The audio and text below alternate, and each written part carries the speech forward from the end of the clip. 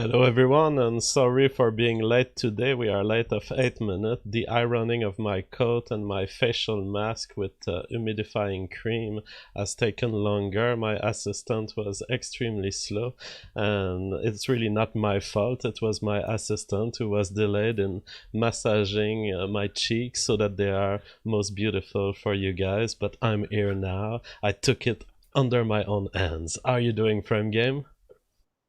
I'm doing great. I think, yeah, we also have a beautician for this presentation today. It's going to be a great one.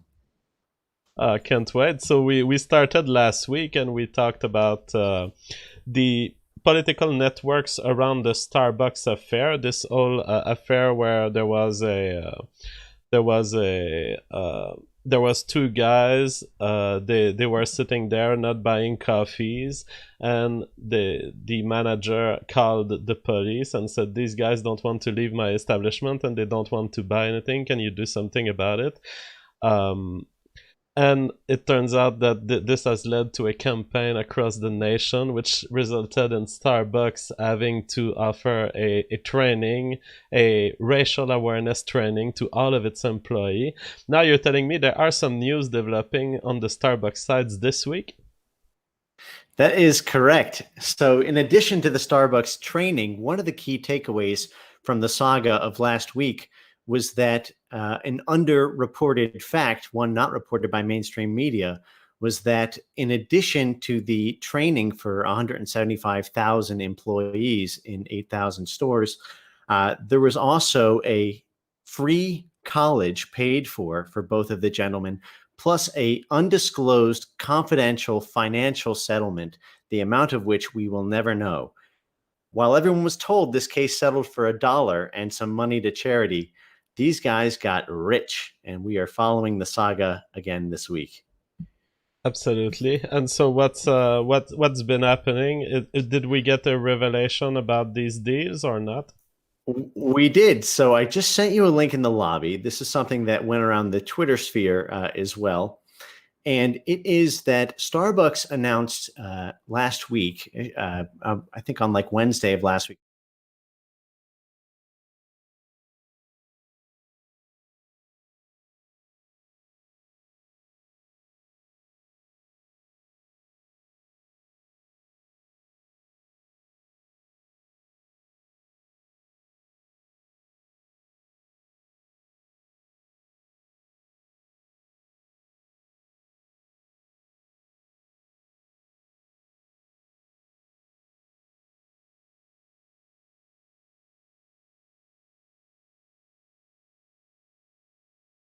all met with the community organizers at Power, with members of City Council, with the two individuals. And this is, they have very important things to do as heads of this juggernaut business. So why do So they care so people much are about telling City me that Council? Frame Game is muted. I don't think that's true, guys. I see his audio here, but for some reason people on the chat are complaining that you are muted. Let me just make sure that everything is all right. However, on my side, okay, they said the sound is back. Okay, so we lost Frame Game for a few seconds, but now you're back. Can you make a test, Frame Game? Yes, testing. Okay, everyone in the chat, type 1 if you hear him, and type 2 if you don't hear him. Okay, they say you're back. Perfect. All So we right. had lost you for a moment. All right, so I'll make it a quick recap. One of the things that we covered last week is the answer to the riddle of why the head of this multi-billion-dollar enterprise, why the CEO, the chairman, the founder are all having these one-on-one meetings with the dinky little community organizers in Philadelphia and with Philadelphia city councilmen and with the two individuals who were loitering at Starbucks. And if you recall, one of the things we covered was the super importance of political sway that Starbucks must maintain over local city councils. And we covered their dispute with Seattle, where they had to basically pay Seattle to not pass this Starbucks tax that would have cost basically $50 million a year and potentially spread throughout city centers across America. So Now, what were, wait, sorry, go on. now this old it's like the decolonization.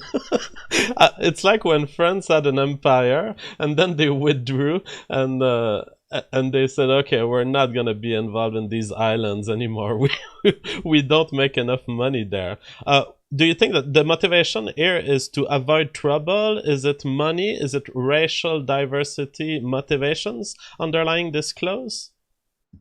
Well, it's a number of reasons, but chief among which they cited in the article that I sent you and a number of others, is that increasing levels of regulation set upon them by local city councils in big cities have really eaten into their bottom line. That is, mandatory minimum wage laws, often set at around $15, and other kinds of regulatory demands, which we'll cover this week, include things like mandatory investment into, say, black-owned, like black majority areas, if you're going to expand there, so diversity supplier programs, and a number of other basically pay-to-play situations that have evolved over the past several decades as a anteing up to get your seat at the table to do business in the big city. All right. So it seems so you're telling me that there are $15 minimal salaries. Is this at city levels? At some. So this was a big, it's been a big push to get $15 minimum wage. I think that started around, started a couple of years ago. And I believe that New York State has some aspect of it that was recently sort of embraced. I don't know the exact list of cities at this point, but that was, if you recall, what the power community activists were pressing for. And it's been a big political push for progressives that has been a thorn in the side of liberals. All right. So let's get through it. What do we start with? So let's start with the presentation. And this week we are going to answer the question of how did we get here?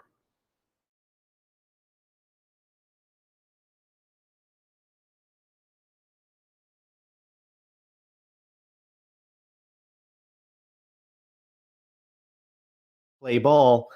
And there was the question about whether or not they were cucking, that is, sort of surrendering to the diversity industry, or whether they were doing it as a power play to control various aspects of it.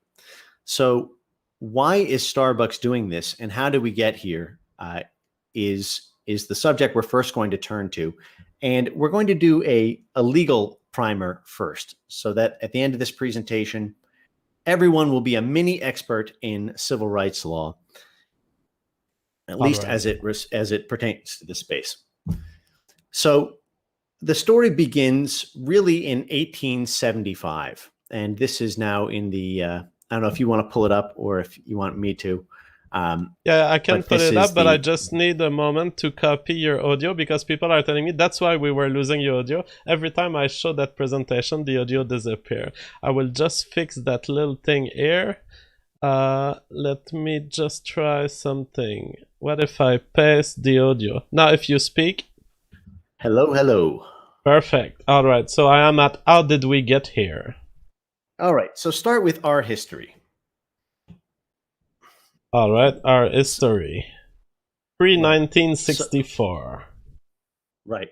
So if you click on the present button, you should be able to see the whole thing. So we're going to treat the year 1964 as if it is 0 AD, the start of the common era of the diversity industry.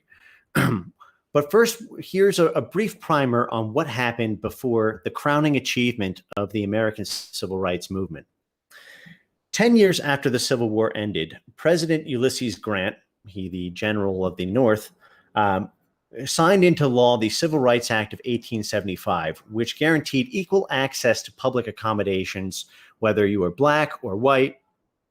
And the idea was, as we discussed last time, that if you are a business, a public accommodation such as an inn or a train or to some extent a restaurant, then you could not deny service to somebody on the basis of race. This is something a lot of people are surprised about, that it dates back as early as 1875. But the idea was, in a humanitarian way, to try to preserve the American principle of freedom of association and freedom to do business however you please, while also preserving life. That is, if you're traveling on the road and you need a place to stay in the cold, um, you will be treated, you'll be given full dignity as a human being. All right. So, beginning in 1883, this was overturned with a series of Supreme Court rulings that we don't need to get into. And then there was the famous case in 1896 of Plessy versus Ferguson. Plessy versus Ferguson basically solidified that the 1875 Civil Rights Act was invalid and unconstitutional, and it held that separate but equal is legal. And that formed the basis of what SJWs now sort of refer to as the full suite of Jim Crow laws that existed between sort of 1896 and 1964 that the 1964 Civil Rights Act was designed to destroy. So now let's turn to what happened in 1964. Why is this year zero? So if you go to the next slide. All right. What you heard? You heard that the 1964 Civil Rights Act was the crowning achievement of the civil rights movement, and it did three things. It prohibited discrimination in public places, like the 1875 Act did. It provided for the integration of schools and other public facilities, so full desegregation. And third, it made employment discrimination illegal. And this is where we're going to focus, because this third prong contained in Title VII of this act is the lever that has been leveraged to create the modern diversity industry, far beyond employment. It was So too here's what you loose. did. It allowed a kind of hook for the diversity industry to use as a threat that any potential action may fall under that point 3, as you've described before. Right. And it was done with the Martin Luther King, sort of maxim in mind that, that I signed up for, that many people before understanding the extent of the diversity industry signed up for, the idea that people should not be discriminated against at an individual level. Now, your mileage may vary on that, but what has happened in the intervening 50 years is that Martin Luther King is no longer the law. What you didn't hear is that the 1964 Civil Rights Act ended freedom of association as we know it. It ended the libertarian principle of businesses being able to do whatever they want. And third, it left punitive damages and uncapped liability that affords an infinite opportunity for lawfare. So Very there's a clip scary. here that does. Yeah, so there's a clip here, if you click, that does a good job of introducing some basic tenets here, if you want to give it a whirl. All right. I don't know how many times I have to click it. It may not be playing. If you can send me the link, it will be better, I think. Mm-hmm. Sure. Yep.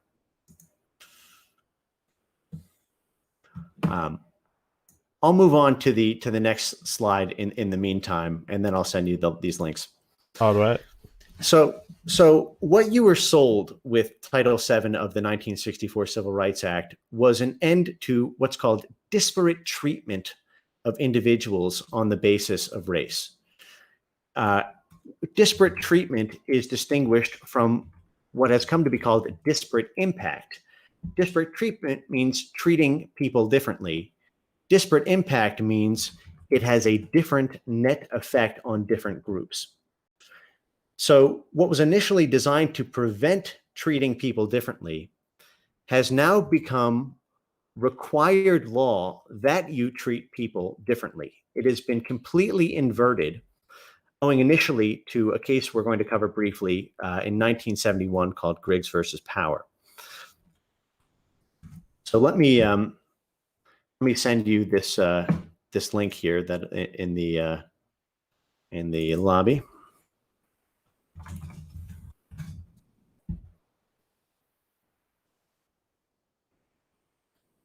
Hold on a second. So it seems that the inversion you describe is kind of an inversion between equality of opportunity and fairness of treatment versus fairness of outcome. Right, and getting rid of the idea of treating people but on the basis of who they are, and instead having to make threshold determinations about what race somebody is, and then having to play the racial balancing game. So hold on one sec while I try to pull this up. I have it all uploaded onto a separate account. All Here you right, go. no problem. Now, while you do that, I will comment on a news story that I've not commented on. It's this woman who's now called Permit Patty, who has reported to the police because there was a girl on her street who was selling water bottles, and this girl called the police because, well, she was annoyed by the noise and by the screaming at first, so she asked her to leave or stop screaming. And the mother of the young 8-year-old girl was was kind of taunting her and saying, "All right, call the police and ask them if you need a permit to for an 8-year-old who sell bottles of waters." And she did call the police. Apparently, not to get the police to arrest them, but call the police genuinely to respond to the mother's request, saying, "Hey, is it true that you can sell bottles of water on the street like this? You probably can't, as far as I know. I know that there are city regulations on all sorts of street selling, and I'm pretty sure you do need a permit. However, it is generally tolerated when kids do it, I guess." And so this whole thing has blown up out of proportion, and now she's getting harassed because the kid was black, and there's lots of people thinking that her calling the police was an act of racism. uh I mean, I don't even know what to think about this frame game. What I'll say is, personally, as a libertarian, I'm very annoyed by the people who are annoyed by their neighbors. Like, I had a neighbor at some point, I was living in a small apartment, and he was complaining that we were making too much noise at 10 p.m. In the night, and I was like, we are making much less noise than you and your children who are screaming. And it had turned out that this guy was a Muslim, and so I was being accused by the owner of the land to be anti-Muslim. I was like, Oh, I'm not no. anti anything. I'm just asking for peace in my apartment. It's not the noise that they were complaining about. I don't make parties. I don't have friends. The noise was like me walking to the freaking bathroom. And his children were screaming down there, and I was so libertarian about it. I was like, let the children scream, I don't mind. But he minded when I was getting out of my bed to go to the freaking bathroom.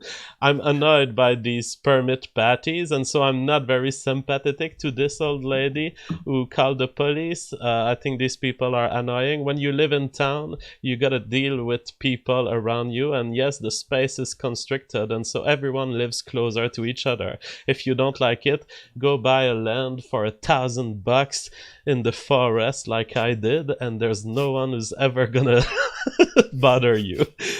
Now, that's my take. However, of course, she's getting a backlash that is not warranted in my view either. So I'm both unsympathetic to her, and also I'm unsympathetic to the campaign of harassment and the calling her a racist. That's Of nonsense. course. Of course. Well, there's no truer test of libertarianism than this topic we're talking about tonight. So we're actually going in reverse order. Just to give the chat a little bit of entertainment first, play the last clip that I sent you in the lobby first. It's a minute and 45, explaining the end game of where we are now by someone who used to work in the Office of Civil Rights.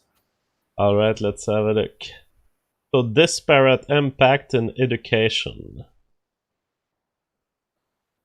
Oh, an error has occurred. Please try again later. Let me try to Hmm. refresh that video. Okay. Oh, no, it shows up, but then it disappears. Hmm. It seems that the I videos have are unplayable. Hmm.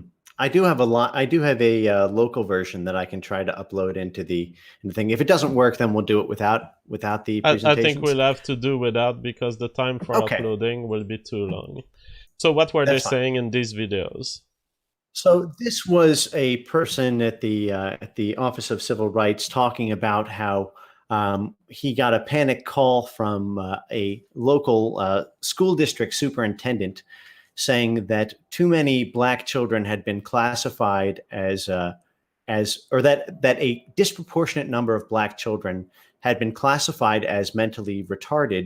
That's the phrase that he uses there, and that's I believe that's the PC way of phrasing it. But basically, mentally, special needs or whatnot, and that it was disproportionate relative to their demographic representation in the school district. And so he had called his attorney here to figure out how many white people they needed to classify as mentally slow or special needs in order to comply with federal law. Oh my god.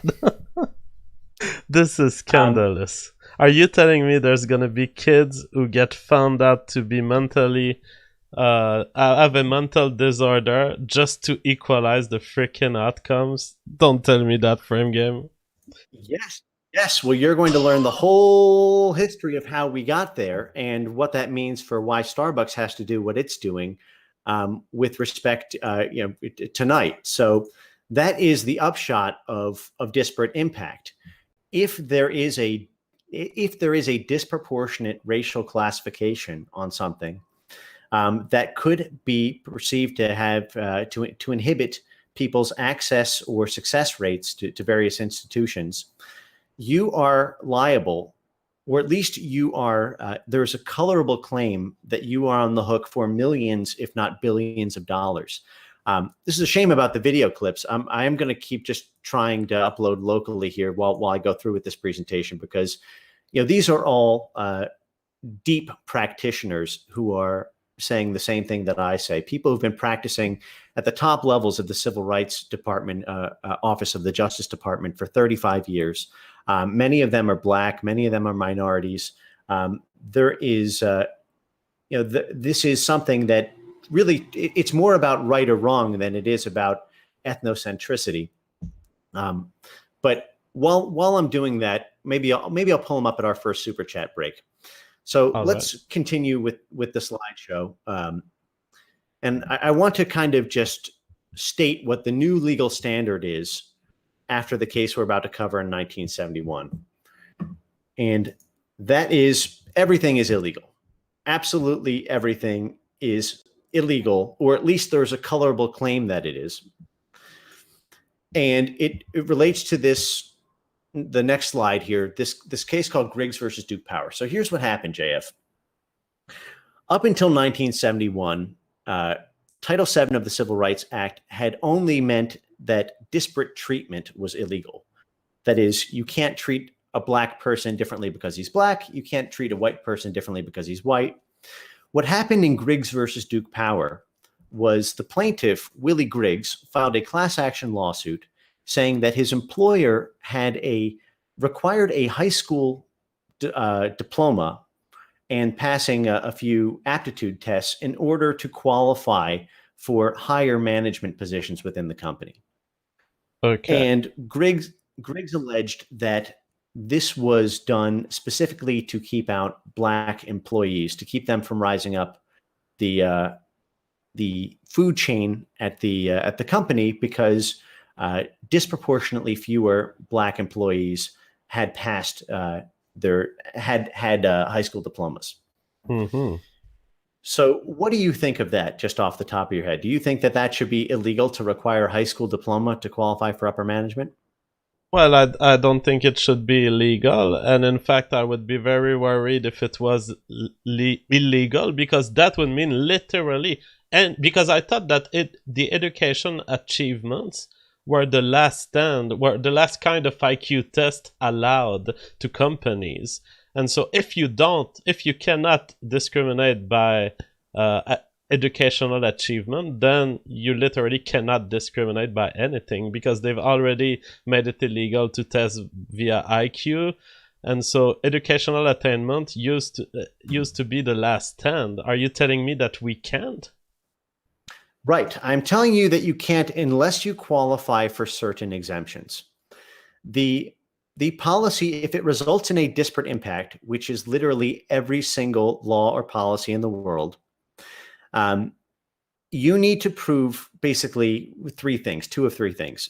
You need to prove that the policy is related to the job itself and that there is a business necessity for it, and that there is no more narrow way of achieving a similar result absent this particular policy.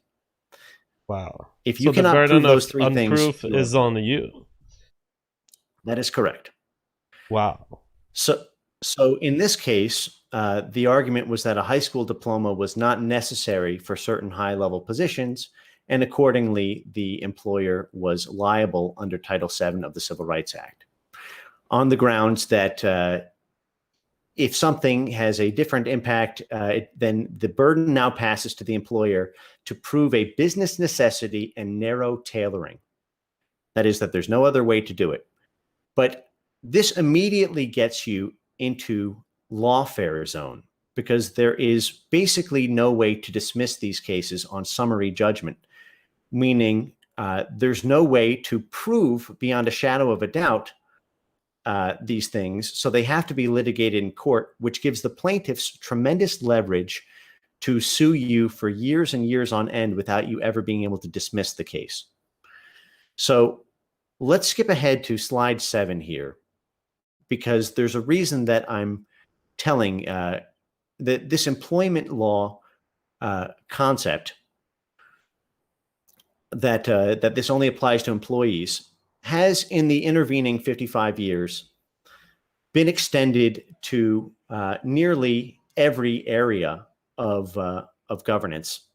So this is it's a slide 7 here, and Is it back? it Because right applies. now I'm Oh, at it's slide forward. It's forward. 26 forward. Yeah, Okay. it's forward. Yeah.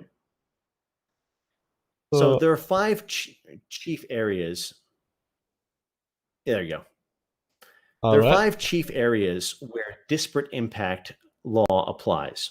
So one is in corporate policies, terms of service, and business contracts. And I just have in brackets for your reference the relevant governing authorities. Employment, hiring, promotion, and workplace environment dynamics. Education, both public and private, college and university. Housing and urban development, and finance, credit, and lending. So in all of these places, if there is any sort of rule, regulation, or disparate achievement by different groups at your institution, whether that's a private company or a government agency, you are automatically eligible for multi-million and often billion-dollar lawsuits. So you are constantly on the knife's edge because of this. And since I know you doubt me, if you have a beating heart, you must doubt me with what I'm saying. So that's why the next part of the presentation is so critical. But I'll pause now.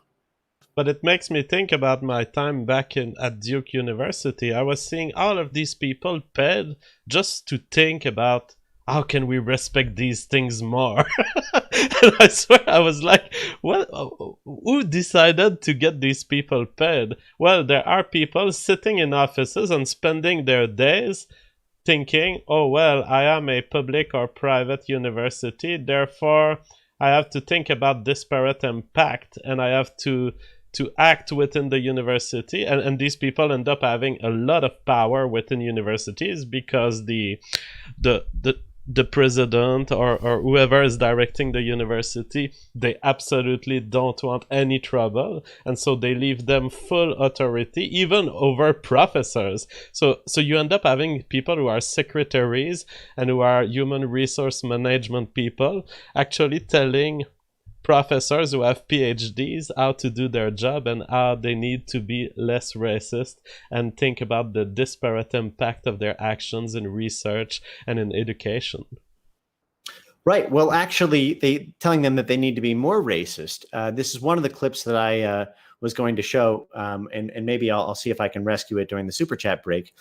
But it's an attorney explaining how this has never been applied successfully. Don't worry about it. I'll pull it up later. All right. How white men do not have the right to disparate impact law. That is, there has never been a successful disparate impact case tried by white men, and the idea is that it is there are many reasons that have been hypothesized for permitting this law on the books, which so clearly on its face violates the Equal Protection Clause. Yeah. And part of the reason has to do with basically historical discrimination and the sort of playing catch up for hundreds of years of discrimination. This is something that courts have recognized. The other has to do with the general benefits of diversity. So all of these things are in enormous tension with the Equal Protection Clause. And as we'll see, because of the legal requirements on so many of these actors, they are required to discriminate against white men, or else they are going to lose contracts, or they will not be able to satisfy best practices for defending themselves against these lawsuits. So let's start with the EEOC's 4/5 rule. This is on the next slide here, and you can see it here on the EEOC website. For those who don't know, the EEOC is the Equal Employment Opportunity Commission. But this rule has also been adopted by each of the organizations that I cited above. That is the OECA,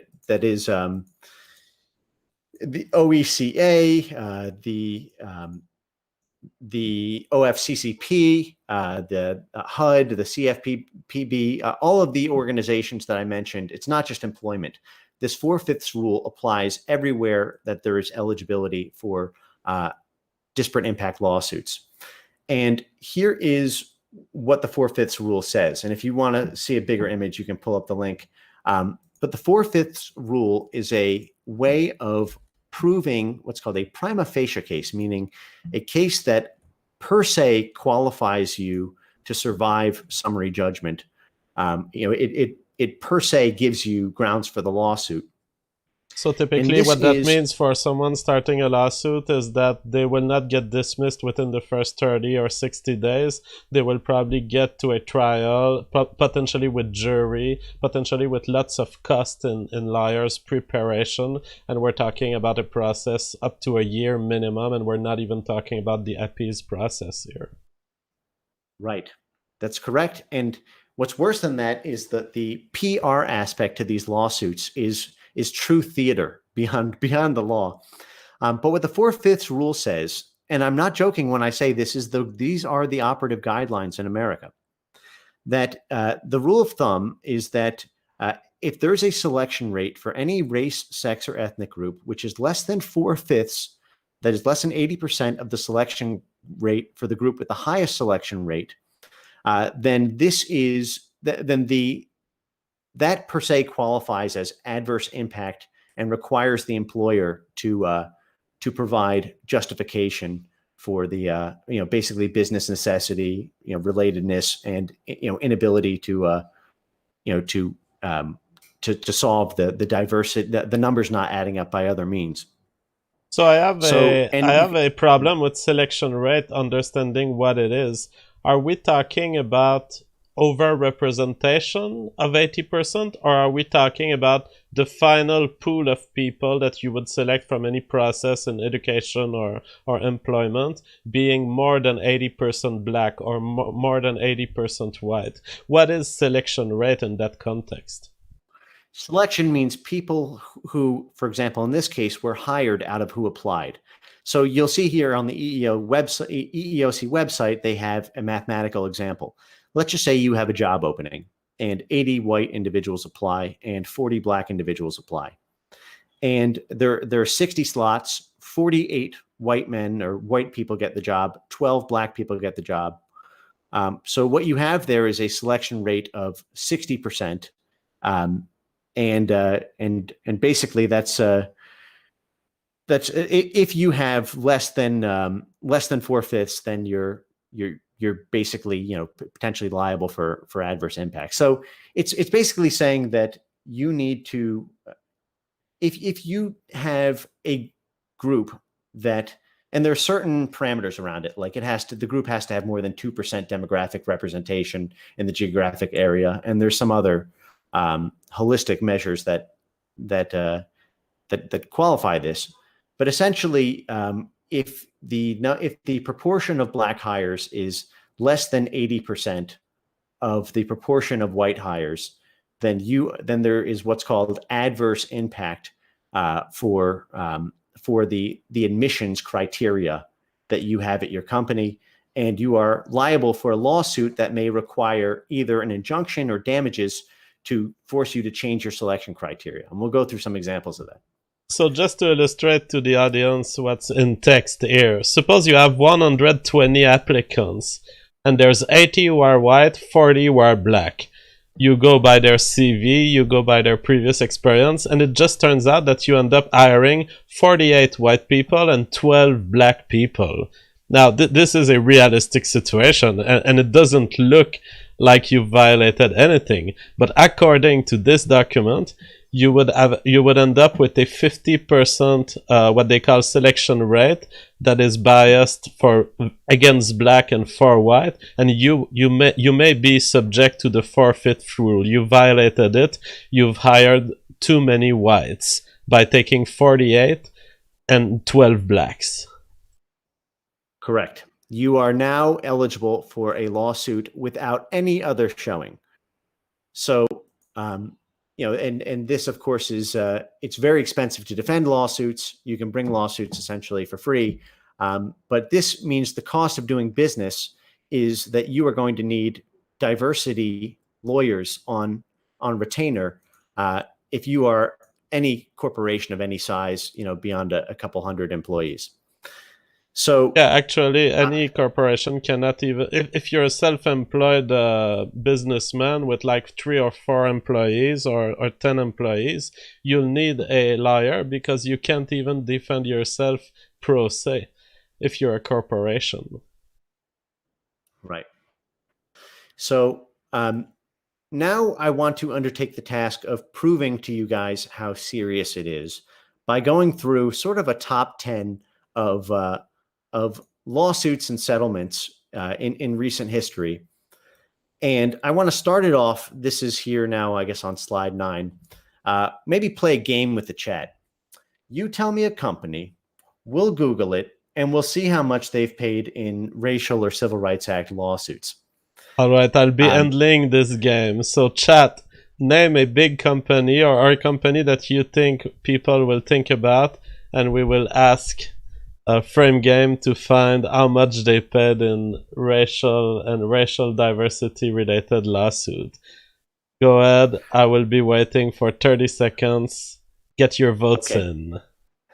While you're waiting, I'm going to go through a few quick examples. So here on the next slide, we'll start out with Coca-Cola. In 2000, Coca-Cola settled before trial, that is a settlement, for $192.5 million. My God. For so here you go. Click that link, and I want you to see and not just that, a complete gutting of the company's policies. So that's $200 million without even losing the court case. It seems I can't click. This presentation is very bizarre. That's unfortunate. But if you can copy it in the lobby, I will be able. Sure thing. Here you go. It is in the lobby. Right. Coke announces 192.5 million settlement. They decided to go for settlement. Yep. They also agreed to have their employment practices reviewed by an outside group, that is a diversity industry consulting group, an industry we'll get to later in the talk. They will need to pay that group handsomely, I can guarantee you. So basically they have to write off $200 million for the quarter. If you scroll down, you can see a few other aspects about it. So you'll see the watchdog group at the center of the suit. Scroll up a little bit. So so there's now going to be a watchdog group at Coca-Cola, making sure that pay is fair and promotions and performance evaluations are fair. 3 members will be appointed by the plaintiff's lawyers. So there's the people who just won 200 million now get a 3-person committee at Coke permanently, along with Coke's chairman. So this is a high level task force that will be recommending changes and whatnot. And here is everything that Coca-Cola is forced to do going forward, in addition to paying the $200 million. So, goals, milestones, employing a ton of people to take care of the monitoring and to have 24/7 hotline established and all of this. And you'll note that this is modeled after a similar settlement with Texaco. Again, chat, I defy you to find me a large company that has not paid at least tens of millions in this. But let's just do 1 or 2 more before we go to the chat. Is that all right, JF? All right. A lot of people have pulled EA as opposed to there's people saying Google. There's people saying, of course, the big names. But EA, I'm surprised, has grabbed many votes. However, we can continue with the presentation before most votes come in. Sure, I'll do 1 or 2 more, and then I'll rise to the challenge here. So here in 2013, just a couple years ago, Bank of America / Merrill Lynch, $160 million settlement. Again, settlement before trial. It's amazing. I've never seen as much settlements. I've always seen very aggressive big corporations being always willing to do the case in court and to reduce the amount and to make sure that they win if they can. I've never seen a field of loss with so much settlement. Right. Well, it just goes to show, remember we covered prospect theory and being risk-seeking in the domain of losses. Typically, if you're going to give up $200 million, you at least want to fight, have your day in court over it. But as we'll cover in the next slide, you'll see that the payouts are far more than several hundred millions. They're often in the billions. So I just sent you a link if you would like to check out that Merrill Lynch lawsuit, as well as the 2010 Dodd-Frank legislation, a major financial overhaul that happened in 2010 in the wake of the financial crisis, and it mandated racial and diversity to qualify for government grants in the private sector. So here in the next slide, here is the U.S. Department of Agriculture, which lost at trial, paid $1.25 billion. Jesus Christ. That's why you settle for 100 or 200 million.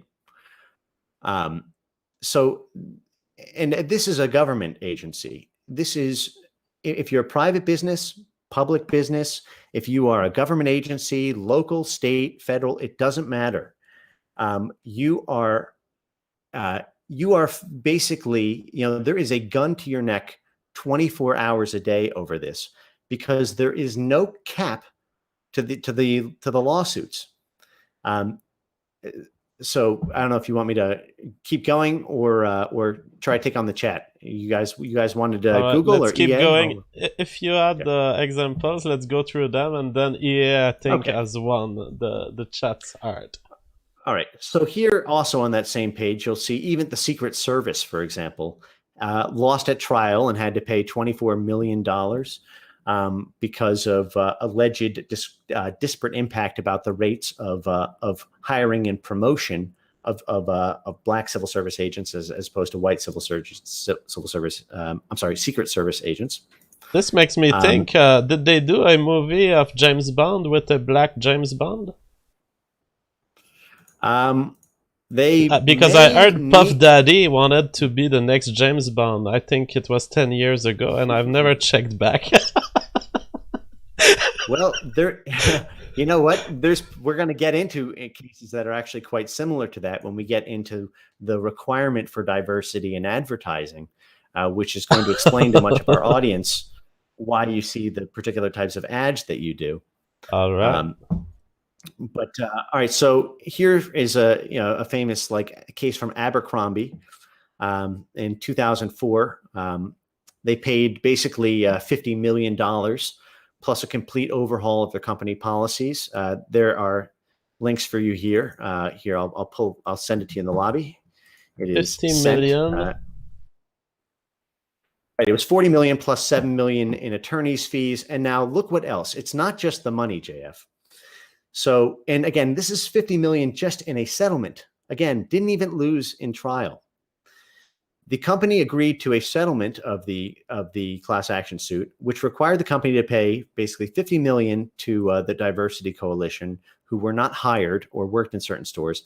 It had to revise its hiring, performance measurement, and promotion policies, revise its internal complaint procedures, appoint a vice president of diversity, hire 25 recruiters to seek out minority applicants, discontinue its practice of recruiting primarily at white fraternities and sororities, include more minorities in its marketing materials, report to a neutral court-appointed monitor twice per year regarding Holy its shit. progress in these areas, A and report fucking to this court court at least guardian. once. Mhm. I can't believe it. This is like family courts. They take over your life and your freedom. Right. So it's not just that you have to pay everything. You are a slave to this. You have to monitor it. You have to employ. You need to open up a whole new wing of your office. You need to employ a vice president of diversity and all the staff. You need to employ 25 new people just to seek out minority applicants. And then you're basically under house arrest, racial house arrest, as a corporation for the rest of your corporate existence. Wow. So in the next slide, I just, without getting into too much detail about this, here are just some quick examples of everybody gets sued. Absolutely everybody. Here's the New York Times, Washington Post, CNN, Fox News. And I just have the picture of the bunny rabbit from Monty Python. There's so many people who see the diversity industry as like this David, not the Goliath that it truly is. They think it's just a little bunny. It's a killer. It is an absolute killer. Wow.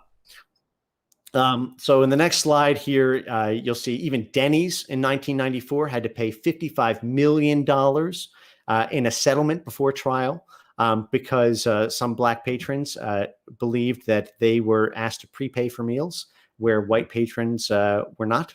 That was the allegation, and didn't even get their day in court. $55 million right there. Cracker Barrel had the same thing happen to them. You're starting to understand a little bit why Starbucks, for what they did is, calling the police in this instance, it would be so easy for Stuart Cohen, who represented the two plaintiffs, to just say, well, you didn't call the cops on white people in this particular instance. And we have someone who's willing to testify in court to that effect. That right there is so all of it's a way starter.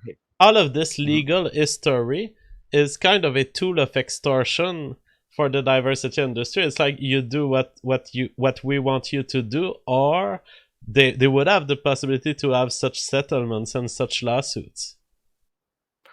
Yes, well, it started out that way, but it's evolved in an amazing way we're going to cover now that is going to explain Starbucks's why Starbucks is simultaneously this neo-imperial gentrification power with like white and Jewish people in charge. And I say that just as a factual statement, and yet seems to be cucking without having to necessarily pay the price of cucking. And it's because the industry has evolved, and we'll start this aspect of it on the next slide. It's evolved to be not just liability insurance, but a weapon by itself that is purchasing the influence of key actors in the diversity industry, gets you a number of extraordinary competitive advantages over your rivals, which has led to a kind of musical chairs for top CEOs and top companies to try to buy up influence and do weaponized philanthropy, so that they have their proxy warriors and aren't left as being without influence when the music stops. So here is an example. By the way, stop me anytime. I'm reading your stuff. Are you about to tell me that Black people got TV channels as a ransom for a settlement? Yep.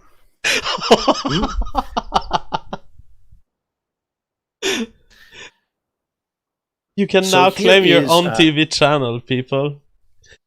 Okay, go ahead. well, they Sorry. won. Okay, so in 2014, a gentleman named Byron Allen, who purports to represent a black-owned media conglomerate, which is basically just a couple of sort of third-rate, low circulation media channels that are 100% black-owned, and he colors his complaint with that phrase liberally. He sued AT&T for, and I'm not joking when I say this, $10 billion. The lawsuit survived summary judgment, and it was done at a time when AT&T was trying to buy a number of, I believe it was Dish TV or NBC. They were basically, this was one of the mega conglomerate moments that we covered in our media conglomerate episode. Remember, we covered AT&T, Time Warner, Comcast, all Yep. these entities that sit on top of CNN and NBC. Yep. So at the time, AT&T was seeking Justice Department approval for its acquisition of, I believe it was NBC, but it may have been DirecTV. And here, I'll send you this link here in the chat. It's well worth pulling up that I just sent you. And he alleged that basically there's something like $26 billion in business that AT&T does, and it only gives about $3 million in business in basically subcontracting to 100% black-owned businesses. So they say 3 million out of 26 billion. Let's do punitive damages and make up for it in sort of restitution. And the damages come out to $10 billion. And this is right around the time where AT&T was under critical review at the Department of Justice for having, they need, when you do a merger of that size, you need approval from the Department of Justice under antitrust laws. And because of the massive growth of the civil rights wing of the Department of Justice over the past 50 years, it is all city politics. Everyone, the seats at the table have grown enormously. Often part of the review of something for a merger has to deal with whether or not it creates equitable results on racial grounds, and whether or not there's an affirmative action program in place that is satisfactory. This is a topic we'll get to later. And so this was a huge bomb that this is during the Obama administration with Eric Holder, who we talked about last week, who was running the Department of Justice. He who has extremely aggressive about shaking down white enterprises for the diversity industry. But I want to call your attention now to the following link. And this is exclusive content here, chat. You only get this here on the public space. All right, we'll get to the link, but I receive a super chat that's relevant. So-called Justice Warrior says, "Oh my fucking god, JF, play a clip of Byron Allen's stand-up. He is painfully unfunny. He had a show called Comics Unleashed. His opening monologues were pathetic." So it seems that we are reducing the quality of comedy if we are giving this guy free stuff. Well, right. Well, AT&T settled the lawsuit out of court very discreetly and gave them 7 free channels on DirecTV, plus a confidential financial settlement. Now, one of the things that we're going to be talking about here, I'm going to direct your attention to the bottom of page 4 of this complaint. It's number 8. All right.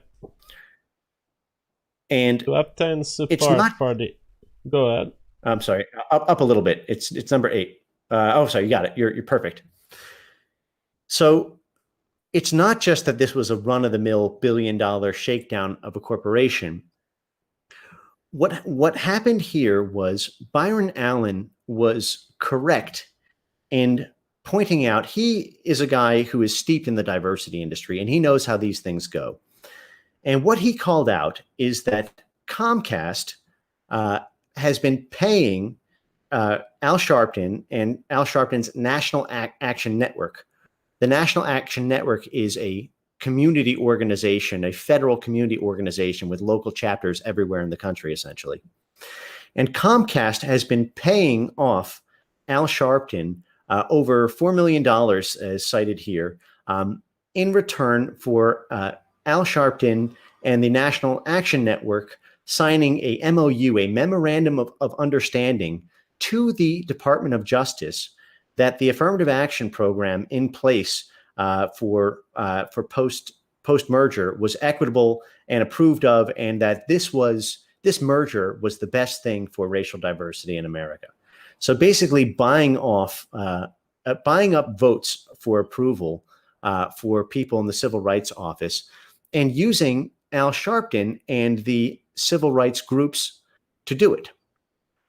So they give 4 million or 3.8 million to Al Sharpton, and then in exchange, Al Sharpton will stand in front of the Civil Rights Committee or whatever Department of Justice organization and say, this is good, we approve as big fans of diversity. Signed a written letter along with several other diversity industry groups. I think this is now going on to point 9. So I'm gonna read this out loud because it's very important for people to keep in mind that this is how the game works. This is Byron Allen's allegation. Sharpton and his organization, like all the other groups that entered into the sham MOUs, that is the written affidavit essentially on behalf of Comcast, are not television channel owners and do not operate in the television channel business. They don't produce content. Ironically, as widely reported in major news outlets, Comcast spent millions of dollars to pay non-media civil rights groups to support its acquisition of NBC Universal, that is NBC, while at the same time refusing to do business with 100% African-American owned media companies. And with these, now point 10, with these MOUs in hand, Comcast proceeded to segregate white-owned media business.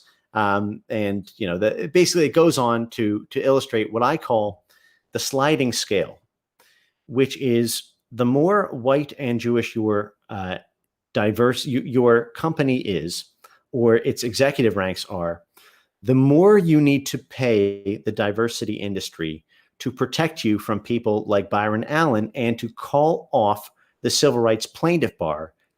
And I have a thread on this on Twitter we can walk through later if we have time. Absolutely. Now, just to understand what's going on here, this is a form of purity spiraling into the diversity industry. These guys are saying Al Sharpton, who got 4 million to stand for, to say that this was all good for diversity, they call him a fraud. They say he's not enough into the industry that we are to be credible enough for his letter to be worth anything. Do I understand that correctly? Right. And what's important here is that he sued not just Comcast, he sued Al Sharpton, the National Urban League, the National Action Network, and the NAACP. So he sued them for not being pure enough into the diversity industry and for not standing for what they describe as 100% African American owned media businesses. Right. For essentially conspiracy, he invoked an old sort of law for it, but it sort of dovetails with disparate impact because that was how he established. Is it the good old civil conspiracy? Well, what he's saying is that their actions were, in totality, they were racially discriminatory against 100% Black-owned business.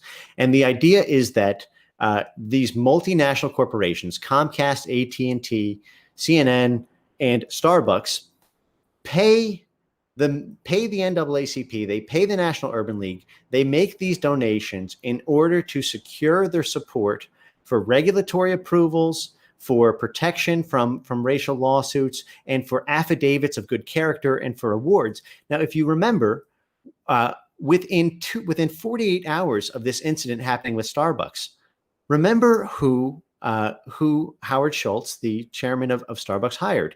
He hired the president of the NAACP, Sherilyn Ifill. He hired Brian Stevenson, with the head of the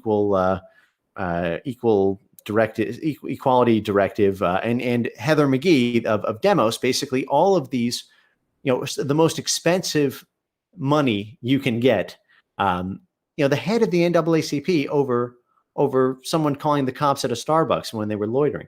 But this is the same thing. They are buying it not just as litigation insurance, but also this is going to pay for their influence on city council, because that money funnels down into local and city politics, and it's going to protect them from these lawsuits. One of the things I can pull up if we have time are the rebuttals to these various plaintiffs' complaints. Like the responses in every single time will mention the awards they receive from these from the NAACP and the National Urban League and Al Sharpton, all of their awards, how long they've been in business with them, and there will be basically amicus briefs filed to protect them, so that you essentially have the head of Black leadership saying this organization is not racist. Now, not only is that a defensive weapon, but what that does is that is also a way of boxing out competitors from your geographic area. Because one of the things we're going to get into is government contracts and how money gets funneled into these various organizations to create what is essentially a soft cartel that other groups can't come into your turf because they haven't paid off the diversity groups who have control over zoning, who have control over regulations, who have control over racial discrimination pressure. There's not much difference between what you described there and the mafia going around town when I was young and saying, look, you might very well catch fire if you don't give us a $100 or $200 insurance every month. Right. It started as a shield, but it's become a sword. And we'll get into that in a bit. But let's move on with some of the rest of this. So here you see on, I think it's 2 slides later, here Byron Allen brings another lawsuit, this time against Comcast, for how much? $20 billion. Holy $20 billion, right? But this case survived summary judgment. This is more than any corporation can afford, and you will have to be litigated in court. And if you get a shitty jury, people who just want to see your soulless corporation get taken down a peg, you are at the arbitrary whim, essentially, of a few people who may just have a racial animus against you, and in which case that could be a bankruptcy event for even the most well-to-do of companies. And as you saw, many of these companies, like Abercrombie, died basically in 2004 after that racial discrimination lawsuit. These are bet the company cases. Wow. So let me just go through 1 or 2 more slides, and then we'll take a pause. Okay. There is a good write-up of the next topic that we're going to talk about, which is no defense, everything is illegal, in the following link that I just sent you in the lobby. And this is actually a book by Jared Taylor, of all people. The book is called Paved with Good Intentions. I encourage you guys to support American Renaissance to the extent that you feel it's appropriate, but this is just a PDF for purposes of this presentation. And if on page, can you turn now to page 157, the bottom of page 157? Just so I know, is that a book? Yes. Because if it's a published book, I will not show it on my computer. Oh, okay. It is. I have a link to the relevant passage that's on the slide before the one you're at. All right. And I can read it if that's, yeah, if you can read it, that's better. It's okay to quote, but I wouldn't scroll through the book since there are copyrights issues. That makes sense. That makes sense, and I respect that. So here this is now on the topic of racial sensitivity and how every little thing you do that may or may not be racist can be used against you in a court of law. Here is, all right. So, all right. Sorry, one sec. Yeah, 157. Okay. Okay. So in 1985, under the prodding of officials appointed by President Ronald Reagan, the U.S. Justice Department tried to abolish the requirement that government contractors set minority hiring goals. Discrimination against non-whites would still be illegal, but trying to get rid of the affirmative action. I'm sorry. Hold on one second. I think this was the passage I was trying to. Let me just run a quick search. Okay. All right. So this is basically in 1990. I'm skipping ahead a little bit. A California transit executive took part in a transportation study group. And in arguing that some of the beneficiaries of racial preferences in hiring were not adequately qualified, he reportedly used the expression, quote, inept minorities and women, end quote. The man was suspended from his $90,000 a year job and was given sensitivity and awareness training. Basically, they hired a third-party diversity emergency consultant who charged them basically $275 per person at the company. And at this workshop, employees were asked their responses to a number of dynamics related to sort of white and black ethnic issues, and they replied candidly. The employees did. The Never reply words of candidly. well, what happened was a court of law found that the transcripts from these racial sensitivity workshops could be used as evidence to show systemic discrimination, systemic bias at the company. So this company, which tried to do the right thing and hire a diversity company to run racial sensitivity training, because certain employees said things that were perceived to be racist in the racial sensitivity training, the employer was held the testimony of the employees was held was shown up in court to be evidence that there was systemic discrimination. So even if you try to do the right thing, and this has since been semi-remedied through the use of confidentiality agreements and various other sort of legalities, but there's really no way to do the right thing here. And it gets And one under other the point, hearsay exception, I guess, because it's a document produced as part of a regular corporate activity. well, right. I mean, everything, the whole premise of disparate impact is to get the dirty underwear of the company because of the allegation that you'd never really know if the company is racist until oftentimes it's really hard to prove disparate treatment. It's really hard to show that somebody was racially biased against you. And so by surviving summary judgment and getting into the discovery process, you get all the emails, all the text messages. You get basically all the company documents that that you can cull to find out whether or not there was any racial incident, and any individual one can result in bankruptcy, which is there's a famous case of one employee sending a meme of an African child dancing. And it was a vice president who sent it to his wife saying it's Friday, and then the N word with a soft A. But it was just like a meme to say, like, we're celebrating that it's Friday. But this meme ended up costing, let me see the exact amount.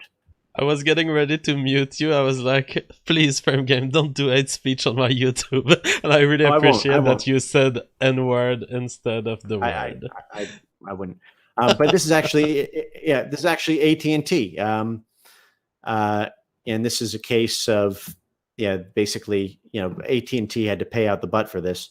For this guy sending a meme in private, right? Like, I think it was to his wife or something. Anyway, so now I want to just turn quickly before we pause for, I'll take a breath in a minute here. And by the way, when Frame Games takes a breath, a lot of people on the chat are asking me to comment on the crowd DM thing. I will. There's nothing to be ashamed of in my exchange with crowd, so I will. But let's finish what Frame Game has to say. Sure. So there's a case that I will. I'm going to send this to you in the lobby. It's called Ragan versus the New York Times, and there's also a similar case that was brought by the same plaintiff, Ragan. And this case is a good example of what I told you earlier about the requirement that there be that if you're doing business in a area with a significant number of black citizens, that if your display advertisements do not have racial diversity, then you could be on the hook for disparate impact liability. That could be deemed per se racial discrimination simply because your marketing materials have too many white people. So I'm going to give you the facts of this case real quick. You gotta be kidding me, but go ahead. All right, 1 second here. Let me just make sure I'm on the right page here. Okay. So, all right. Sorry, 1 sec. I see that it's a district court case, so it wasn't pushed in higher courts? Right. Right. Well, partly because I believe that it was a court-approved settlement. So, all right, 1 sec here. Sorry. Maybe I'll pull this up because this is its own sort of topic. So maybe I'll take my breath now and then we'll. All right. So take your breath. I will be reading the super chats first, and then I will be commenting on this Kraut affair that people are talking about on the chat. I'll be happy to. 00 says pro-Israel Bucks lifted the strategy straight from rules of radicals. Cause a big stink is the strategy. Look it up.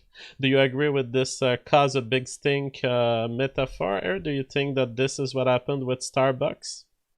Well, that is certainly a key part of it. And, all of these plaintiffs' lawsuits also have a PR wing where they will, they'll take out advertising space. They'll rent, they'll rent ad space on taxis in the city to try to, gin up outrage. So that is a key part of it, certainly, but it's not all of it. All right, Wasatchman is back on our super chats, and it's been a while. I'm glad to see you back. $10 US. He says, my assumption has been Starbucks staged the black kickout event in order to virtue signal at a corporate level and as an excuse to bring in the globalist re-education seminar. Viral marketing. I think it's a fair hypothesis. There's unfortunately no facts available that would allow me to say yes, that's true, or that's probably true. I think that there's no facts right now pointing to that hypothesis, but it's an interesting one.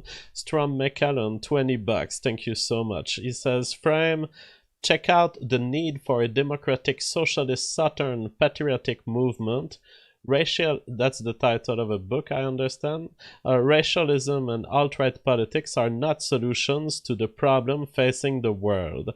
Left-wing nationalism is the only decent path forward. That's a strong statement. What do you think about that, Frame Game? It is. Well, there needs to be an unwinding. And one of the white pills that we'll get to is that much of the business ecosystem that's developed it hangs on by a very thin thread legally. And if certain legal precedents can be tossed out, you might see a cascade of business practices overturned in the same way that it wasn't until these were codified into law that the business cascade started the other direction. On left-wing nationalism, I will say I don't object to left-wing nationalism. I think it's very relevant in certain countries. In Quebec, the nationalism is left-wing, it's not right-wing, and I would join that movement if I thought that the independence of Quebec is more important than the question of right or left. However, in America, I think that the only hope is right-wing nationalism. Because of the configuration of the policies, because of the liberty lovers and the people who respect the Constitution, they happen to be right-wing. But I don't object to left-wing nationalism in other circumstances. However, deeply, I am a right-winger. I am for liberty. I am for small states. So that's my comment on your super chat.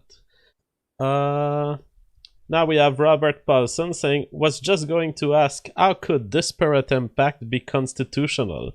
But Frame Games already answered. Please hold all questions until the end. Mike DC100 says, wow, litigious hustle steeped in cultural Marxism. Yeah, I mean, you see, when I hear Jordan Peterson, Sargon of Akkad complain against cultural Marxism, I think I'm with them. But when I hear Frame Game explain to us, look, cultural Marxism or whatever, if we want to put the label cultural Marxism on these things, whatever you want to call these things, the diversity industry or cultural Marxism, they've been they've been at work for decades and they've won cases and they use these cases right now to change society and to bully companies into doing very unproductive things. DP says Dodd-Frank helped the biggest banks consolidate power. Alexander sends us $100 US. Thank you so much. And I don't know if you're the same Alexander who sent me a PayPal donation, but thank you so much to the person who sent me a wonderful PayPal donation a few days ago. Could it be argued that any company that goes public will always have to capitulate to the PC culture simply because they are not concerned with integrity but the long con? I think this is along the line of what you think, Frame Game, right? Yes, well, and we've barely gotten to the tip of the iceberg here. I mean, we're going to cover some other topics here that are going to, I think, persuade a lot of minds on this. But I do want to just remind people that there is a white pill here about the constitutionality of all of this, which is that there was a major case in 2009 called Ritchie versus DiStefano that has struck fear into the hearts of the civil rights plaintiffs bar. And now there has been a concerted effort by the bar, by plaintiffs, to not let the Supreme Court revisit this issue because of how close that case came to overturning disparate impact. Okay, so they don't want more Supreme Court decisions. Right. Yeah, I mean, I think that ultimately what we will need is a white guy entering some shop where he gets rejected and just using that system and raping it up to the Supreme Court, up to the point where we will get all these decisions cancelled. I mean, it's a dream, it's a pipe dream. I don't know if it will happen, and it might take decades. But we'll essentially need male guys to go into female clinics and say, I want to get served. We'll need white guys to go into whatever shop where there's only black people and say, I want a job. We're gonna need very stubborn autistic white guys just pounding through that system and exploiting it until it's totally on the ground and it doesn't exist anymore. Mike DC says, let's see Tariq Nasheed spin it as white supremacy. Peace Lily sends us $2. Thank you so much. Jake Jorgensen says, Frame Game, my Twitter got suspended, so I have to ask you here. When are you going to write a book on all this material you cover with JF? You have to do this. You can't get this material anywhere else. That is true. What you provide here, Frame Game, is so original, it would definitely make a book. That's true. I want to first focus on trying to get the story out. I mean, there's the difficulty in organizing it is tremendous, and I also think that a book may not be the best medium. I love to write, and I'm sure one day it'll happen. But in the meantime, I'd like to produce video content because I think that is where persuasion has moved with the younger generation in particular. So I want to make sure to get video out first before undertaking a book. All right, wonderful. Robert Paulson says, Frame Game, quote, if only you knew how bad things really are. Radio. That is true. Frame Game is the one who, even I, as a moral nihilist and as a guy who considers that he can take any hit, I have to say the hits that Frame Game give, he has some good punch about how society has turned, and I didn't know these things. Oscar DE says, hi JF, check out Stitcher.com. It is an audio platform where the big podcasters, Rogan, Moliner, Peterson, have their audio content uploaded. Keep up the good work. Great greetings from Germany. I believe I've known Stitcher when I was young. I didn't know they were still doing stuff. I'll try. I think I uploaded some of my very early stuff on there. I would have to have a look if it's possible to upload our podcast. I guess you guys could get it on your iPhones, and you guys could get it in a different way than YouTube itself. The Vicious says, which way do you prefer donations? Through this, or also those permit patty stories could be staged? Well, the answer is, if you feel like giving super chats, go for it, because the 30% that goes to YouTube, I'm actually happy about it. It's like, I want YouTube to say, what the fuck is happening with this French guy? He's making he's making us thousands of dollars a month.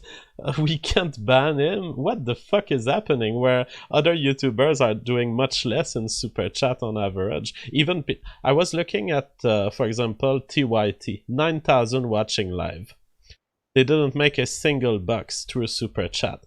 Now, I understand that TYT has a separate money pattern where they ask people to give on their website.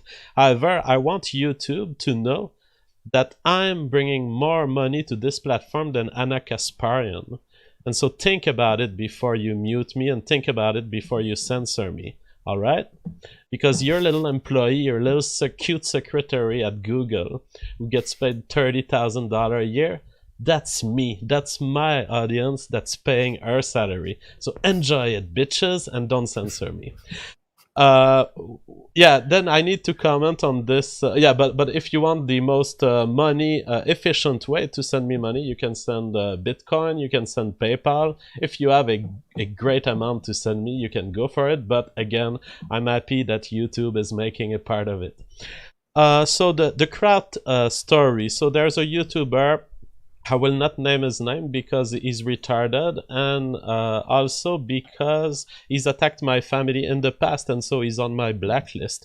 So I will not name the name of the YouTuber, but he goes around and claims that he has DM of me and Kraut, and that it exposes some operation against Sargon that I would be the part of. What I say to anyone who has DMs from me, these DMs are public. I don't do secret planning. And so publish my DMs, Kraut. Publish my DMs, Mr. YouTuber. I don't give a shit. Anyone who looks at these DMs will conclude JF is acting pretty morally when he's in private. And you know why? That's because JF doesn't even have a concept of privacy other than my little home and my little family. And so I have no shame for anything I've said about Kraut or to Kraut in any sort of DM. So go ahead, publish them. And for those of you who want to know what I was saying to Kraut in these DM, you can go watch my video about Coach Red Pill. The video was titled Sargon Must Retract. And as part of the investigation following up on that video, we had various hypotheses about the involvement of Sargon of Akkad in the CRP doxing affair. And these hypotheses have not been resolved for many months. And so I went to Kraut and I asked him, hey Kraut, do you have information about all this that you'd like to share? Please share them with me if you want. And you'll see that this is all that there is in my conversation with Kraut. I'm not part of any team that's looking to take down Sargon. I'm not part of any conspiracy. I'm a journalist. I do YouTube videos, and I do follow up when there are unresolved hypotheses and undenied facts. There are some people claiming stuff, and we don't have a denial from Sargon about some information that would implicate him in the Kraut affair and the doxing of CRP. I will keep asking to everyone around me, as a good journalist would do, hey, do you have information about this? Hey, do you have information about this? That's my job. Get fucked, YouTuber. All right, Frame Game. Did you catch your breath? I sure did. So the next topic I wanted to get to is the field of affirmative marketing. You probably might not know what that is. You know what affirmative action is, but you've probably never heard of affirmative marketing. But affirmative marketing is the field of basically affirmative action in marketing materials, requiring racial representation that does not have too many white people. I would like to say that it is it's about racial equity and trying to represent the jurisdiction's demographics where you're doing business. That would at least be potentially defensible, but it's simply not that. It is only and always anti-white. I don't know of a single instance of a white person drawing protection from affirmative marketing. If you doubt me, I dare you to put into Google right now, in quotes, affirmative marketing, and end quotes, and then racial representation or something.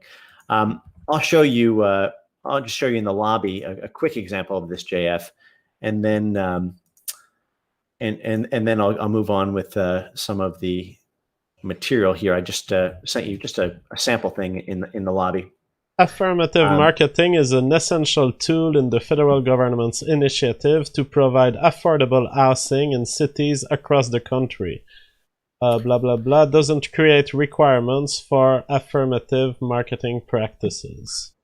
Right. Well, I mean, if you pull up the link that I show you, what you'll see is that this is all soft. And that's part of how a lot of normies don't know about this, is that often to receive money from the HUD, the Housing and Urban Development, or any of these other organizations at a local or state level, you will have to devise an affirmative marketing plan and make sure that you have affirmative action marketing materials. I want to read a summary of how this plays out now. So let me just read about 3 paragraphs here for you. Real estate marketing advertising has resulted in an unanticipated form of quota hiring for Black models. An organization called the Leadership Council for Metropolitan Open Communities has sued at least half a dozen Chicago area developers for not running Black models in their housing ads. Most cases have been settled out of court with cash and with pledges to use Black models. The developer need not have discriminated in the slightest. His advertising was held to be discriminatory. This is in the Ragan cases, Ragan versus North Shore Towers, Ragan versus New York Times. Although it would never occur to most people that advertisements must show a certain number of Black faces, that appears to be the law. The owner and agent of a New York property called North Shore Towers was ordered by a U.S. District Court to pay $245,000 to 4 Black individuals who claimed they were discouraged from trying to live there because the company's ads featured only white people. The owners were also ordered to run 97 ads over the next 4 years at an estimated cost of $200,000. This is a court order. 75% of the ads had to have Black people in them, and 1/3 of the people total had to be Black. This is a court order, JF. This is the law of the land. Owners were made to pay. Owners were made to pay not for discrimination, but simply for inappropriate advertising.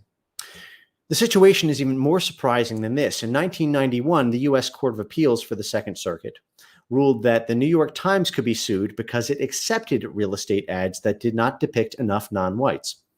A Black couple, along with a Manhattan fair housing organization, charged that since the Times so rarely featured Black models in its real estate ads, it was violating the Fair Housing Act of 1968.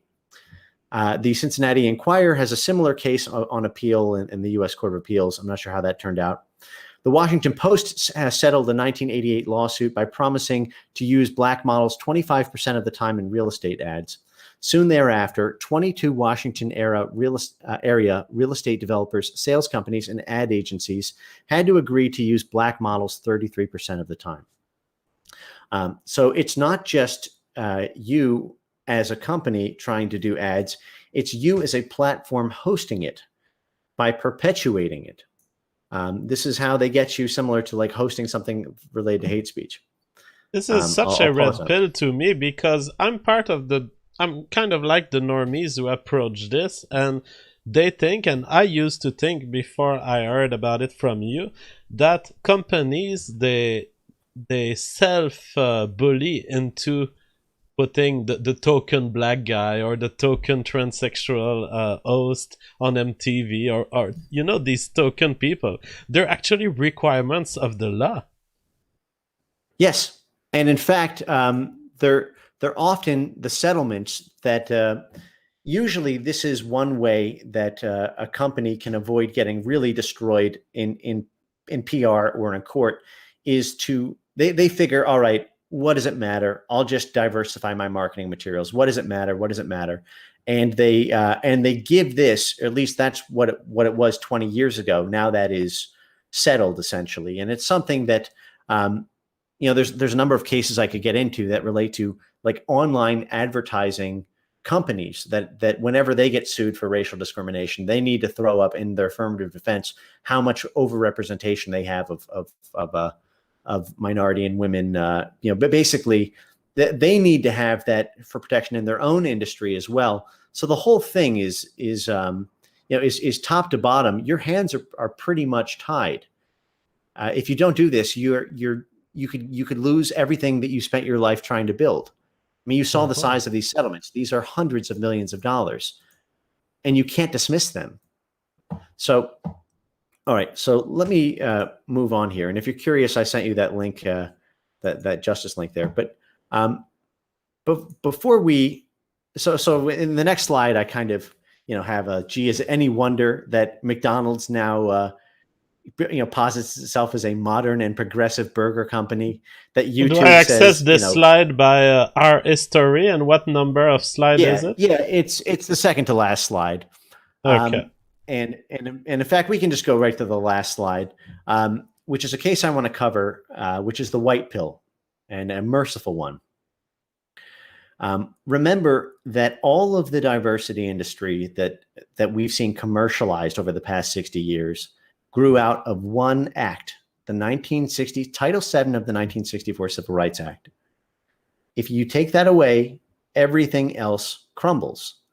All of these things that are mandated by law become illegal.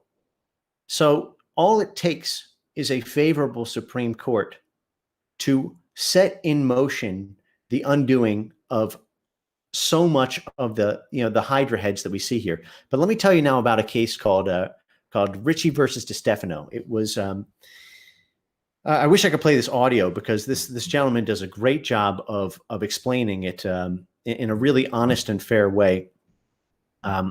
In fact, I can send you the YouTube link from the source video. I have it. Hold on one second.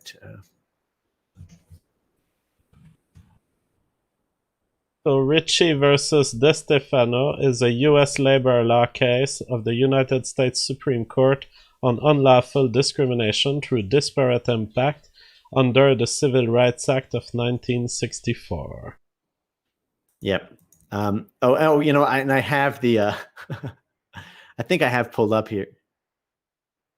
I have all the YouTube clips, actually. Let me do that at the end of the next section. I'll just pull them up. We can just go bam through them all, all right, at the end of the next section. So basically what happened here in Ricci is the New Haven, Connecticut, I believe it was their firefighters, their local firefighters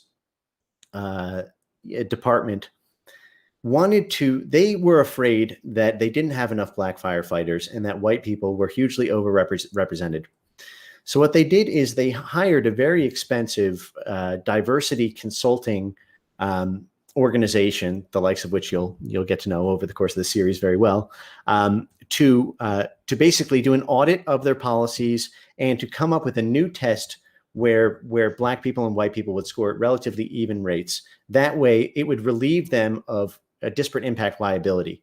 And they were afraid because the LA and New York had just had $100 million settlements, totally destroyed the city budget with these cases.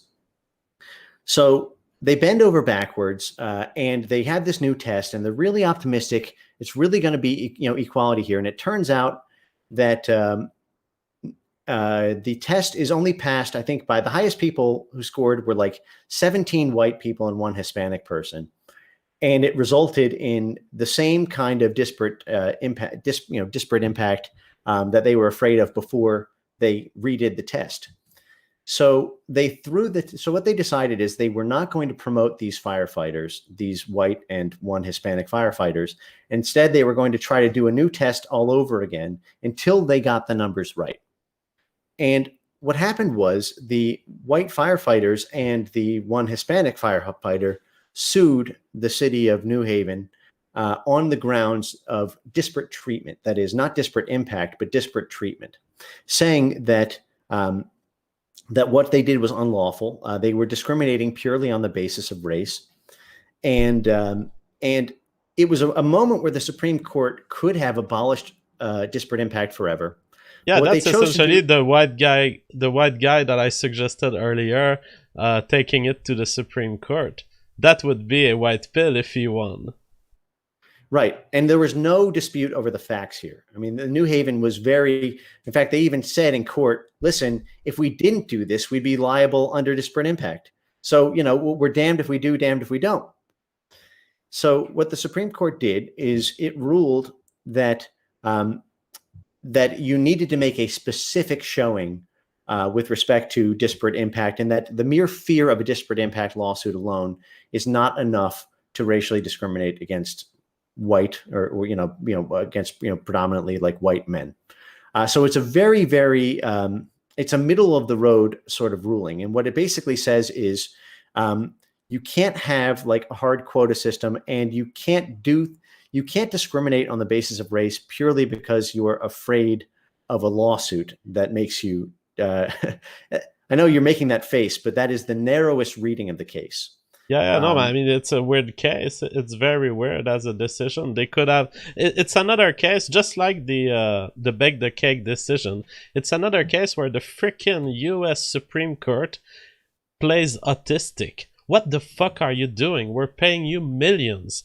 Just do the job. The people of America want to know what's the state of affair, and the main question being, is it constitutional to refuse to bake the cake, or is it constitutional to discriminate against white people if you have quotas? And they keep getting away with it with autistic details that no one cares about. well, yeah, I mean, it's actually a lot more gruesome than that, right? Because there's, the only real way to interpret the law is that white people do not have this cause of action available to them. And that's one of the things I was going to show you in the video compilation that I put together, which is that you have a number of professors who have taken this position, and teach, and this is one fairly solid interpretation, is that if white people were able to bring disparate impact cases, then it would be subject to what's called strict scrutiny, which is a legal standard for evaluating constitutionality. And the evasion of strict scrutiny, which means sort of narrow tailoring, is the thing that has kept this this Hydra head alive.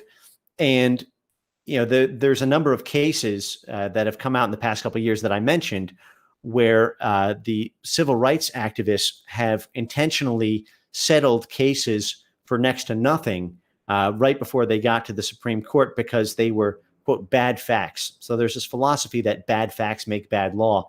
If it's a particularly egregious case, you could have a precedent set that would undermine disparate impact for everyone. So there are a bunch of cases on that that I could list off for people who are interested in pursuing it.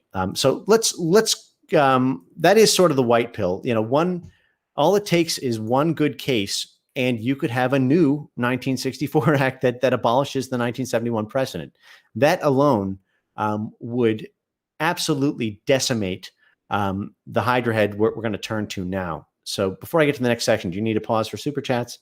There's not much new, but I can read those that have appeared. The Vicious, I read this one. Fernando Covet. Who's John Gold? I don't know who that is. Is it someone you named, the Frame Game? John Galt. Oh, that is John. Who is John Galt? Is the calling cry of Ayn Rand's Atlas Shrugged. John Galt was the guy who basically stopped the motor of the world by getting all of the responsible businessmen to back out of society. It's basically secession. They went to Gulf's Gulch in Colorado, and then the rest of the world just basically begged for them back because the wheel of commerce stopped. Okay. So-called Justice Wire says, I am just the stubborn, autistic white guy you need. My boss is a black woman who frequently violate OSHA regulation. She never disciplines blacks either. Well, good luck, so-called. I mean, I could give you legal advice, but good luck. Robert Paulson says, $2 for YouTube. Shell Beach says, don't write a book, make a full-length documentary. I think that the Frame Game reports, in a way, they constitute a good series, and that's why I featured it at the top of my channel, because I think the videos you make, Frame Game here, they are timeless. They will still be watched in a year from now. So that's why I featured it at the top of my channel for now. The whole list of the Frame Game reports, a very in-depth look at the questions of diversity and of white identity. I've never seen something like that. Frederick White Thank you for says, doing that. FHA destroyed ethnic Catholic communities. Josh Milo says, Frame Games, do you identify as Jewish or white?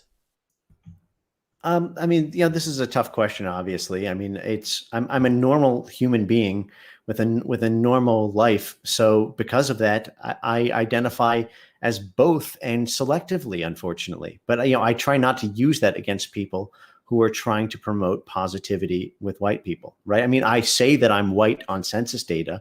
I acknowledge that there are differences between me and sort of Gentile white people, but I try to use it for good. But I'm both. All right, Ryan, $10 says, Jeff, can you do a stream with congressional candidate John Fitzgerald? He openly talks about Israeli involvement in 911. He was on the, I always say 911. People tell me it's 9/11, Jeff. All right, 9/11. He was on the Realist Report podcast earlier this week. All right, I'll have a look at him. So, Frame Game, we are ready to go on the description of the Hydra. I'm scared. Okay, well, first, just for fun, I in the lobby, I just sent you that like 1.5 minute clip. I have the start time included in the link. It All starts right. at 41:56 and it plays until 43:49. That's the clip that I wanted to start out this talk with. It's for fun, but it's true. All right. Oh my god, something is wrong with YouTube. YouTube is refusing to send me any video. It's like I can't load videos. Maybe if I try in a different browser? Yeah, or if you just type in use of disparate impact analysis 11/15/2013, you can scroll right to it. For the first time of my life, I'm looking in my start menu for Microsoft Edge. Ugh, I feel dirty.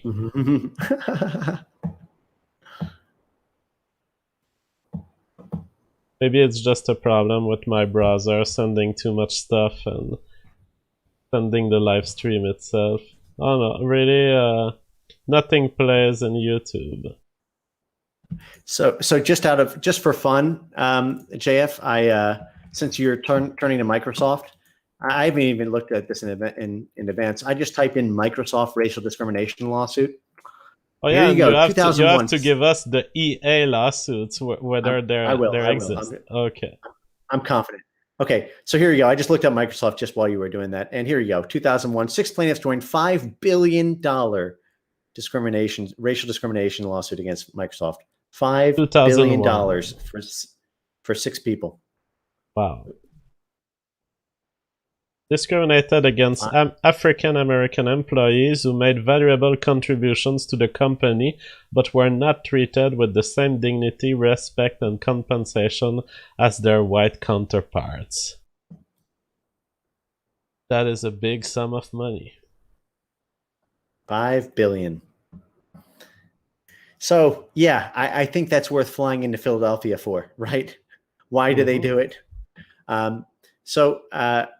Yeah, I'll send you I guess you have the name of the thing if you want to look it up, but I'll move on with the presentation in the meantime. All right. So it is in the section called the new evolution, and I want to cover 3 things real quick. 1 are federal requirements. 2 is the greatest affirmative action program hold on a second. That's not it. It should be called, maybe you need to refresh. It should be called the new evolution, and Um, do we not have the same version? It's you may have sent me a past version because I didn't have your last slide about McDonald. Okay, that's fine. I will. I'll just go through it on my end. And I'll send you the relevant links. Here I refreshed it. Maybe if I click on the new evolution, yeah, there it is. But it was Okay. not refreshed. Okay. So now if you go on the double click below, so we're going to cover a few of these here. So if you want to do business with the federal government, here are, in fact, I'll just pull it up so that you have it. It'll be easier if we just do it this way. I'm sending you the link now for so that you understand part of how the diversity industry evolved was that at every level of government, if you want to have a contract with, basically city, state, or federal government, you need to have an affirmative action plan. That's not like it's best practice or maybe you should, maybe you shouldn't. Federal government contracts are a $500 billion economy. That's $500 billion each year that the federal government alone gives out to subcontractors to do work for the federal government. I'm telling you this because we're doing a little bit of a market sizing so you understand how business has been wrapped around this. And most government agencies who target basically a 20% allocation to women and minority-owned businesses as a portion of that, often with like 7%. So one standard is like 7% to minority-owned businesses, 13% to women-owned businesses. It varies a little bit state by state and federal agency by federal agency. But just so that you understand this, I'm going to first show a link here.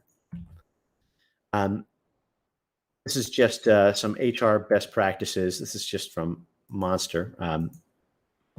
And what it's going to show you is the mandatory best practices and how you need to have an affirmative action plan complete with your goals and milestones and basically the same thing that was put in place in all of those racial discrimination lawsuits in order to have any government contract at all.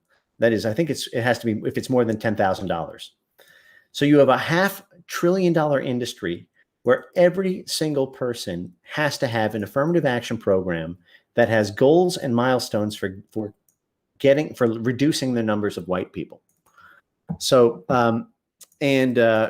just so you understand what this looks like, here's a little Department of Labor, sample affirmative action plan. But these things take hundreds of hours to compile, and then you need to go through your civil rights or labor attorney to bless it. And what it is you basically have to take racial stock of your company. That is, remember, this entire $500 billion economy. You have to take racial stock of your company, and you need to basically account for every single person and take measurements of how over or underrepresented various people are.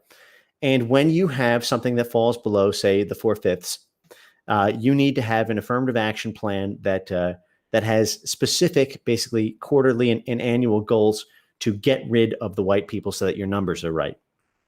Wow. So now that's the federal government alone. I'm going to play. If the YouTube links work here, I just sent you. I just sent you a YouTube link here. Maybe you can copy and paste it into Microsoft Edge. And I tried Microsoft Edge. It wasn't playing.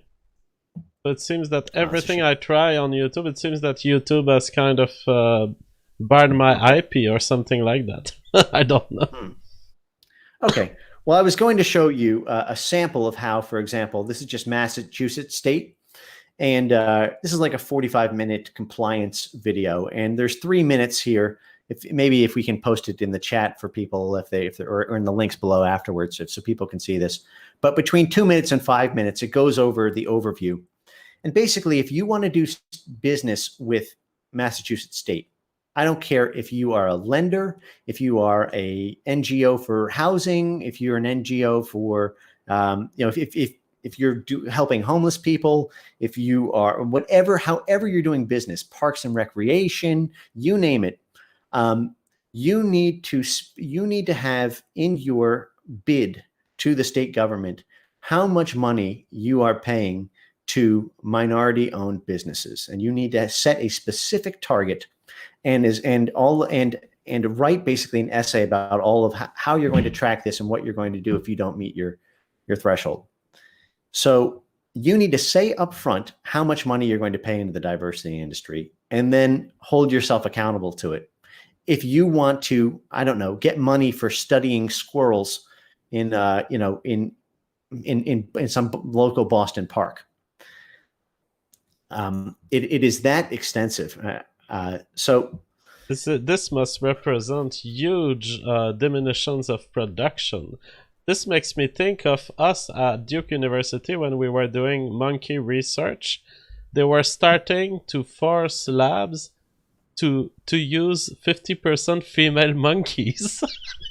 I'm not yep. kidding. We were doing surgery, and the males were important to our work because the males, they drink more juice, they want more bananas, and so they play computer games more. The male monkeys were the best to play computer games, but we were forced to use 50% female. Yep. Yeah. Well, I mean, that's par for the course here. So one of the things that has propped up as a way to sort of protect the executive boards, but still comply with paying off the diversity industry is something called the diversity supplier programs. Diversity supplier programs have been they are affirmative action for businesses, so that at every point in a company's supply chain, you are preferring non-white business owners to white business owners. So if you go to the next slide there, it shows some examples of this. And also, I just posted this. I'm sorry, it's the one after this.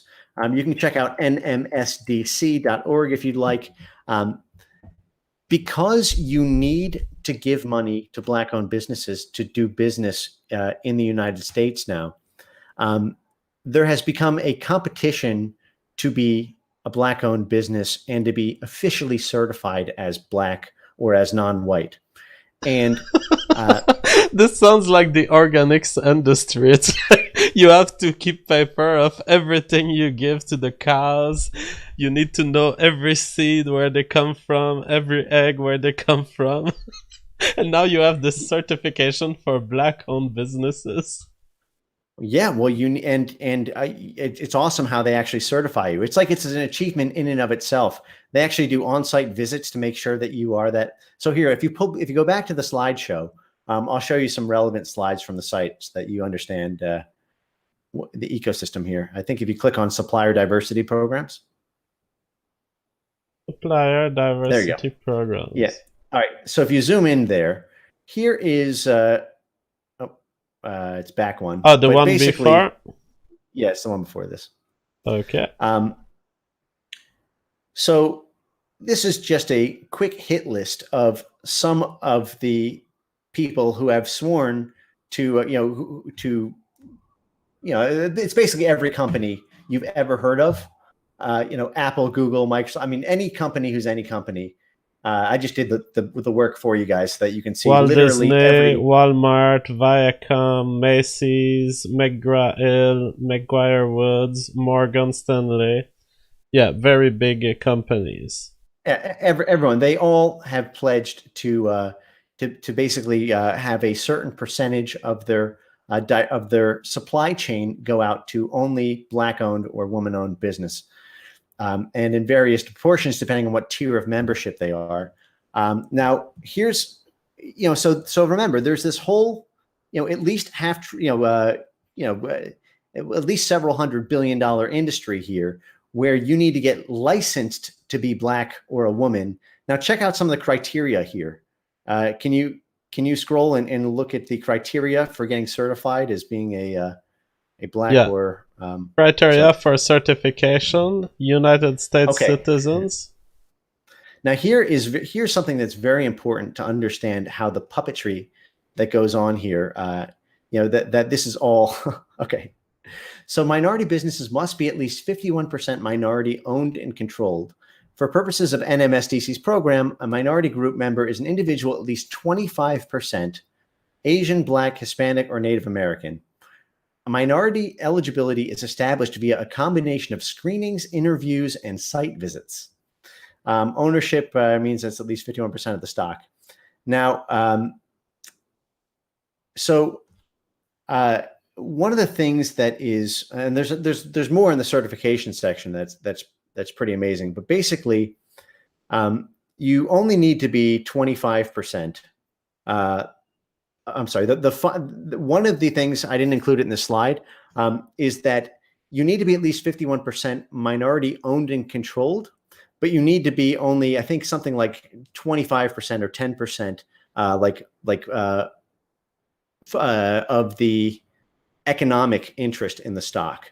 So basically, you are allowed to be less than 51% ownership if there's a class of stock that's just basically your daddy Warbucks. So Wait, this this one is is hard to understand. What's the Daddy Warbucks reference? so I'll pull up the here you go. I'm gonna. It's right here in this link right here, nmsdc.org, the MBE certification, Minority Business Enterprise certification. So you'll note that what it says is that you need 51%. Basically, Black-owned businesses or minority-owned business racial minorities have to be at least 51% of the voting equity, but not the economic equity. Meaning that you can still be a Black-owned business if most of the money, most of the economic rights to the company are owned by white people. Do you understand? There's So this you carve let's out. say you have 7 chairs on the committee that controls the company. You have two rich white Yes. guys who fund most of the money of the company, and then they have to sit with five kind of honorary chairmen that would be from minorities, so that they would respect that, but they could be the ones who still making the money, the white guys. Yes, they could be making, like 90% of them. I'm sorry, there's at least 30%, right? So here it is. If you pull that back up, basically non-white people have to own at least 30% of the economic rights. So basically, you have all of these shell companies, and I know because I've represented them. You have all of these white and Jewish people who prop up these, minority-owned businesses where they own 70% of the economic rights. But this carve-out exists so that they can make money from it.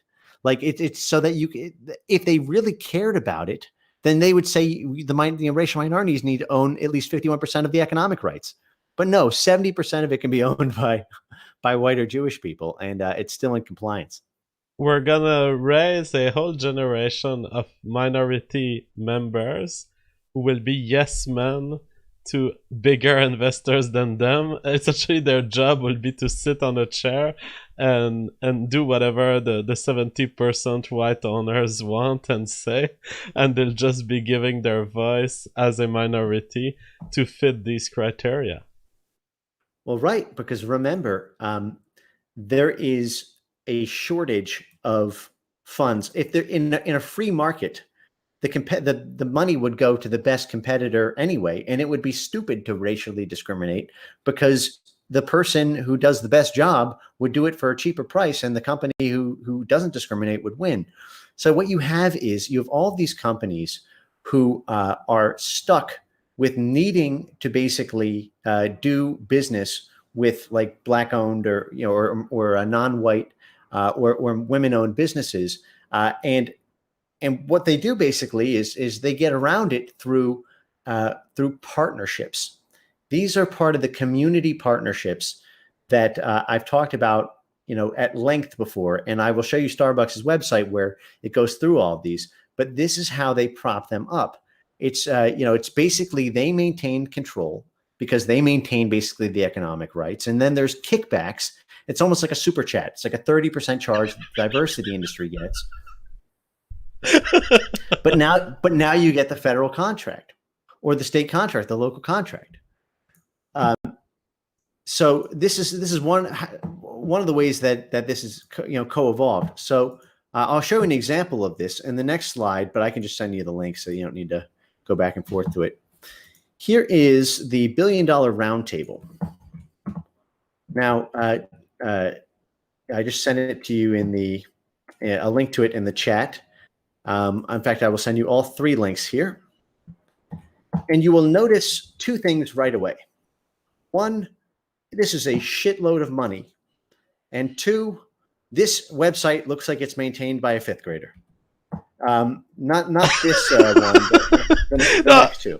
No, but I was about to say about this one. Sure.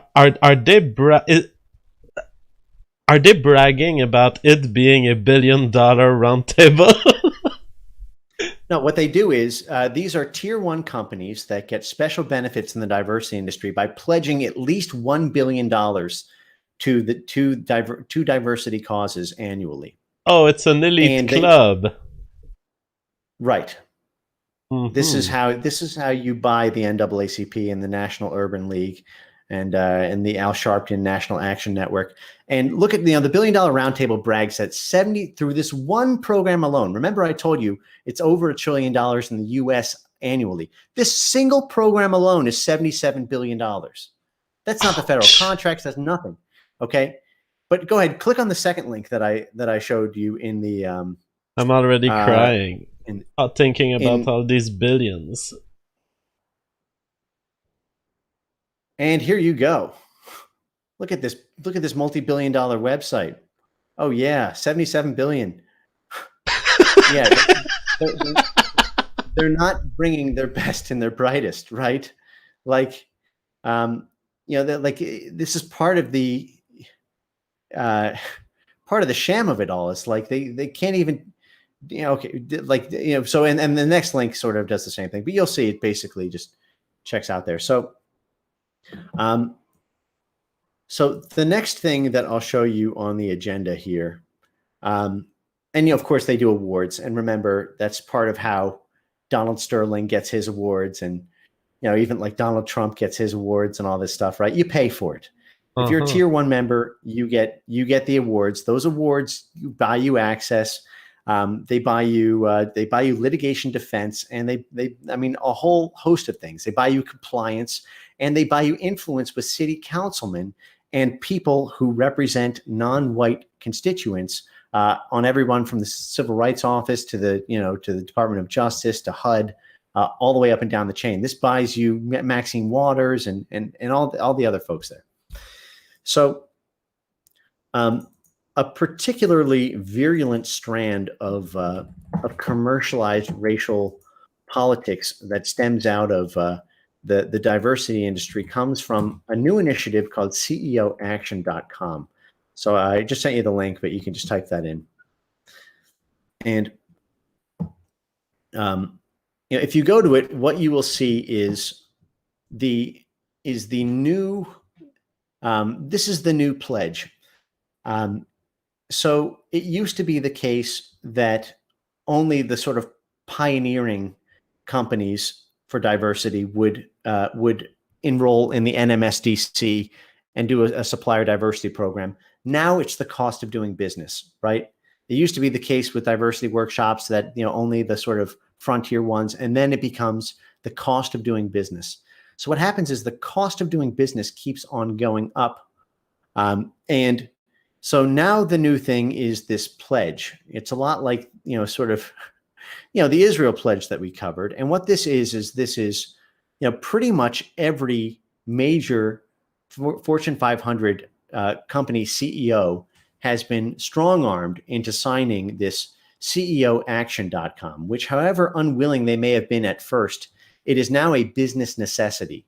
Because if you don't sign it, it is taken as prima facie evidence that you are not in good. You're not conducting corporate best practices with respect to paying the diversity industry its due. So if you pull it up, what you'll see with the CEOaction.com is I just attempted you know something very oh, wild, never tried in live streaming. I've reinstalled Adobe Flash Player in the hope that oh this would wow. fix the YouTube reading. However, I need to restart my browser. So, what's the link you want me to try? I will just close all. It's just CEOaction.com. All right. CEOaction.com. We'll try to open another browser.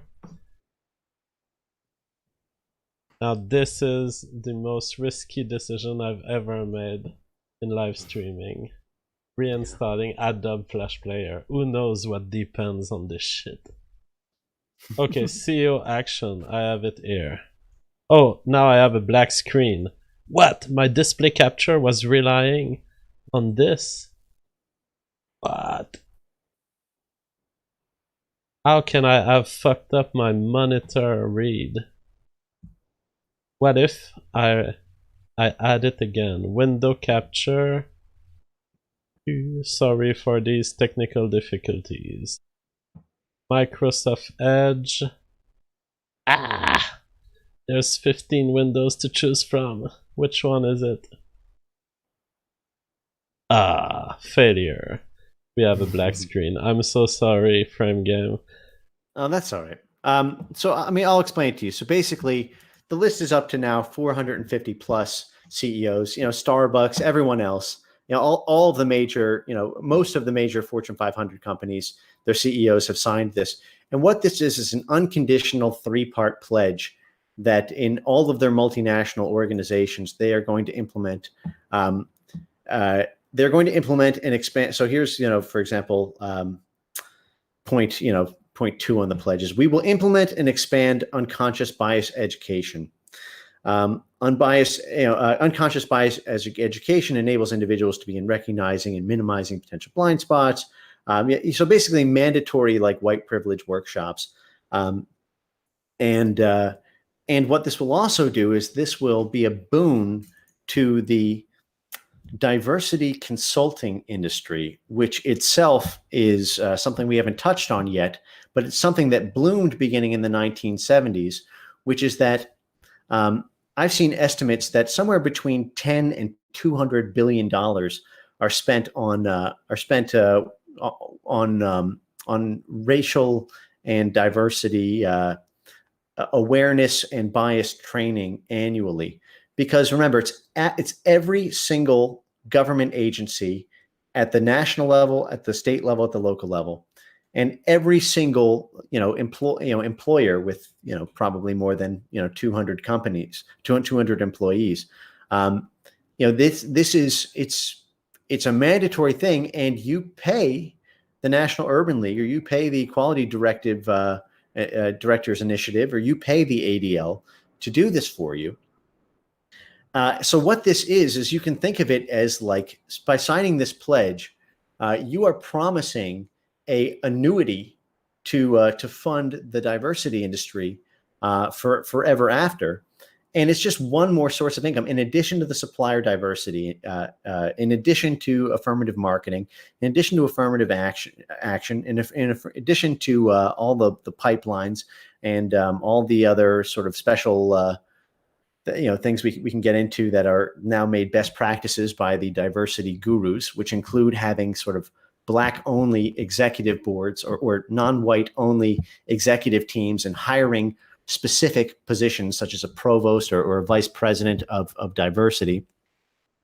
So all of these actions are designed to entrench more and more, to make it impossible to do business without paying the toll to the industry. So I don't know if this is clear or if you're able to pull up the pledge yet. It is absolutely clear. Unfortunately, I cannot even display Windows anymore. Look at this. I tried to display Google. I logged into Google. It shows as a white page. It's like my Streamlabs OBS has been bugged by my update of Adobe Flash Player, which I've done because I was trying to get the YouTube to work. Yeah. Okay. Well, people can check that out. We can a lot of the stuff that I wanted to do is sort of like multimedia stuff, but we are what are we But coming if off you at, like can 2.5 share hours? screen, if you have things you'd like to show before leaving, we're at 2.5 hours, so we can end it here and make a part 3. But if there are things that you'd like to show in image, you can screen share. That I could do. Yeah, I think this is okay. So let me hold on a second. Let me screen share real quick. I want to make sure I don't have anything open here. Hold on one moment. Oh, there I go. Oh, I you got resuscitate. it? I have a resuscitation of my Google Chrome. CEO action is there. We will act on making change happen. Our CEOs in action. CEO Right. action So, to expand reach and impact. Together right. we'll And act what? on I keep reading them as they appear and I cut you. I'm sorry. Go ahead. No, that's all right. That's all right.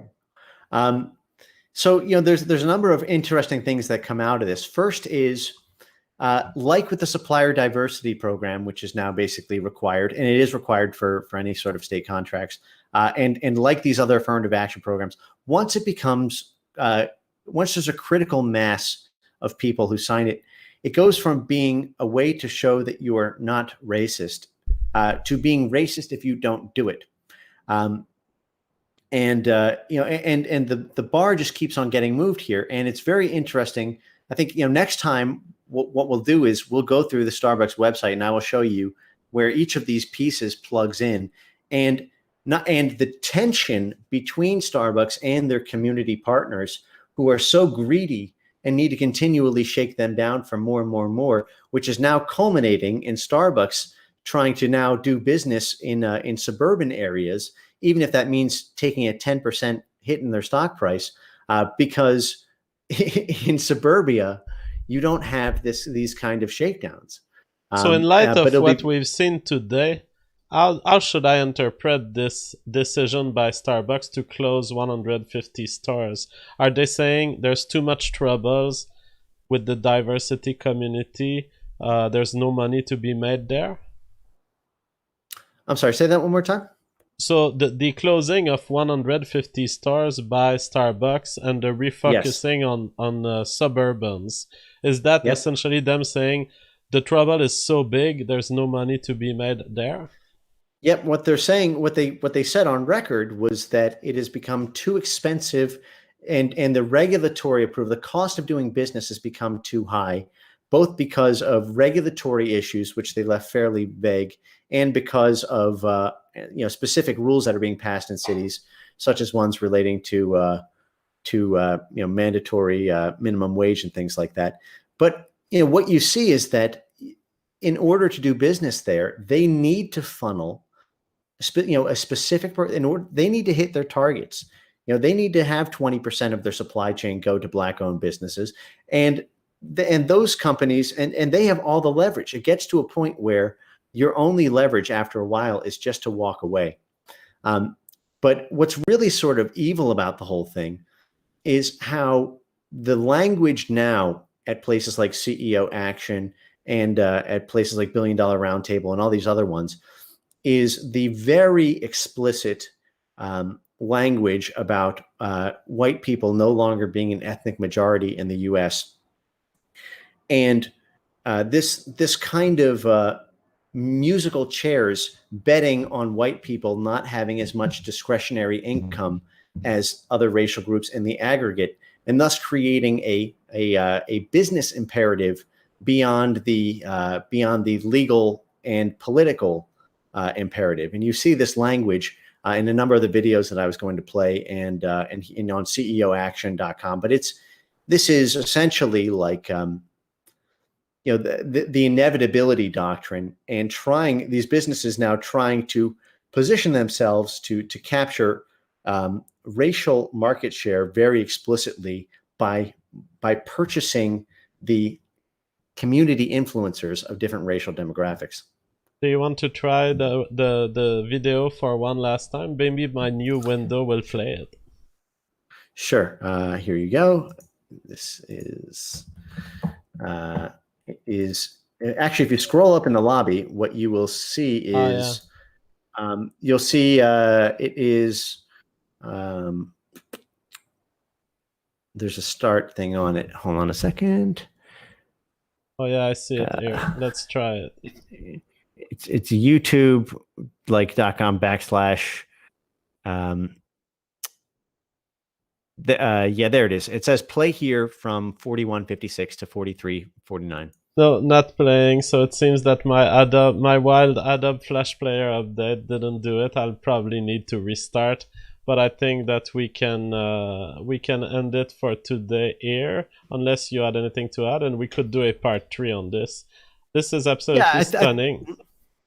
In terms of what you've demonstrated today, you've shown us that the diversity industry has legal arms and they're using it. And the current economic system in the US is spending billions of dollars to things that are not meant by the free market, that are not to the service of anyone except the beneficiaries of these measures, which probably lowers the productivity in America considerably. Yep. By the way, EA, what is the full name of EA? Because I just typed in EA racial discrimination. I see one from 2016, but I'm not sure if it's the same EA. EA Sports, EA Entertainment. The full name is Electronic Arts. Okay, let's see. Dun dun dun. Oh, Electronic Arts. All right. Hold, please. Well, they are listed. Oh no, that's another article. CGE. All right. Well, let me look into this a little bit later. Obviously, Google is easy, but let me look into this and post it later on my Twitter. I'm pretty sure I can find. If not them, who is their parent company? ESPN? Is that? Because they may have just sued the parent company. Electronic Arts. Let's look at the Wikipedia page. Here's one of NASCAR being sued for $500 million. Self-styled diversity guru drops $500 million discrimination lawsuit against NASCAR. Let's see if I can. But no, it does seem that it's the second largest gaming company. They don't seem to be. They have partnerships, but they don't seem to have been eaten by a bigger player. All right, let me do my own research on this first. But then if I need to concede defeat, I will. But I am seeing something from 2005. Okay, all right. Well, we'll do it. Now, I'll say that just by Googling it, there's another subject that popped out, and I'm quite shocked. B&H Photo, which is where I buy all of my video filming material. They've been targeted by a lawsuit. I see B&H discriminated against Hispanic workers, Labor Department lawsuit says. And so I'm quite shocked to find my supplier of streaming and video and audio material has been catched by these suits. 4.3 million in 2007. Yeah, that's nothing. All right, well I guess let's call it here. The last one will be kind of like the last one in the series will be kind of like an applied version of it to tie it all together so that you can see how it looks like with Starbucks specifically. All right, well, Frame Games, it was a pleasure hearing you again. You are so in depth in your analysis. Oh, we do have some super chats before we leave. Sure. Shell Beach says, we need to reverse the lawfare paradigm. Non-whites need to know this information. Get them out there, suing. That will get the laws reconsidered. So he's essentially suggesting an accelerationist view and say the more there are suits, the more the system will have cracks. Cattle F says, I love breast milk cereal. That doesn't make sense at all. Globalist Juice, $25, says, always enjoy your show, JF, and guest. Thank you, JF. Well, thanks to you. Brian Jones says, I work at one of the largest tech companies in the world, and I'm routinely told to have less white people in ads. Ironically, company is like 20% Indian. That's what we're gonna find ourselves with. These cases never being sued of discrimination against white people or randomly favoring Indians or Asians. It's we're gonna end up with all companies being either equal or unequal toward whites. Alze News Network saying sending $50. Thank you so much. He says shekels to JF and Frame for another awesome show. And Red Pill Raccoon says millennials equals neo boomers. That kind of I have difficulties wrapping my brain around this metaphor. I will think about it tonight. Frame Game, it was awesome talking to you. You too, JF. Have a good night. Bye, Bye guys. bye.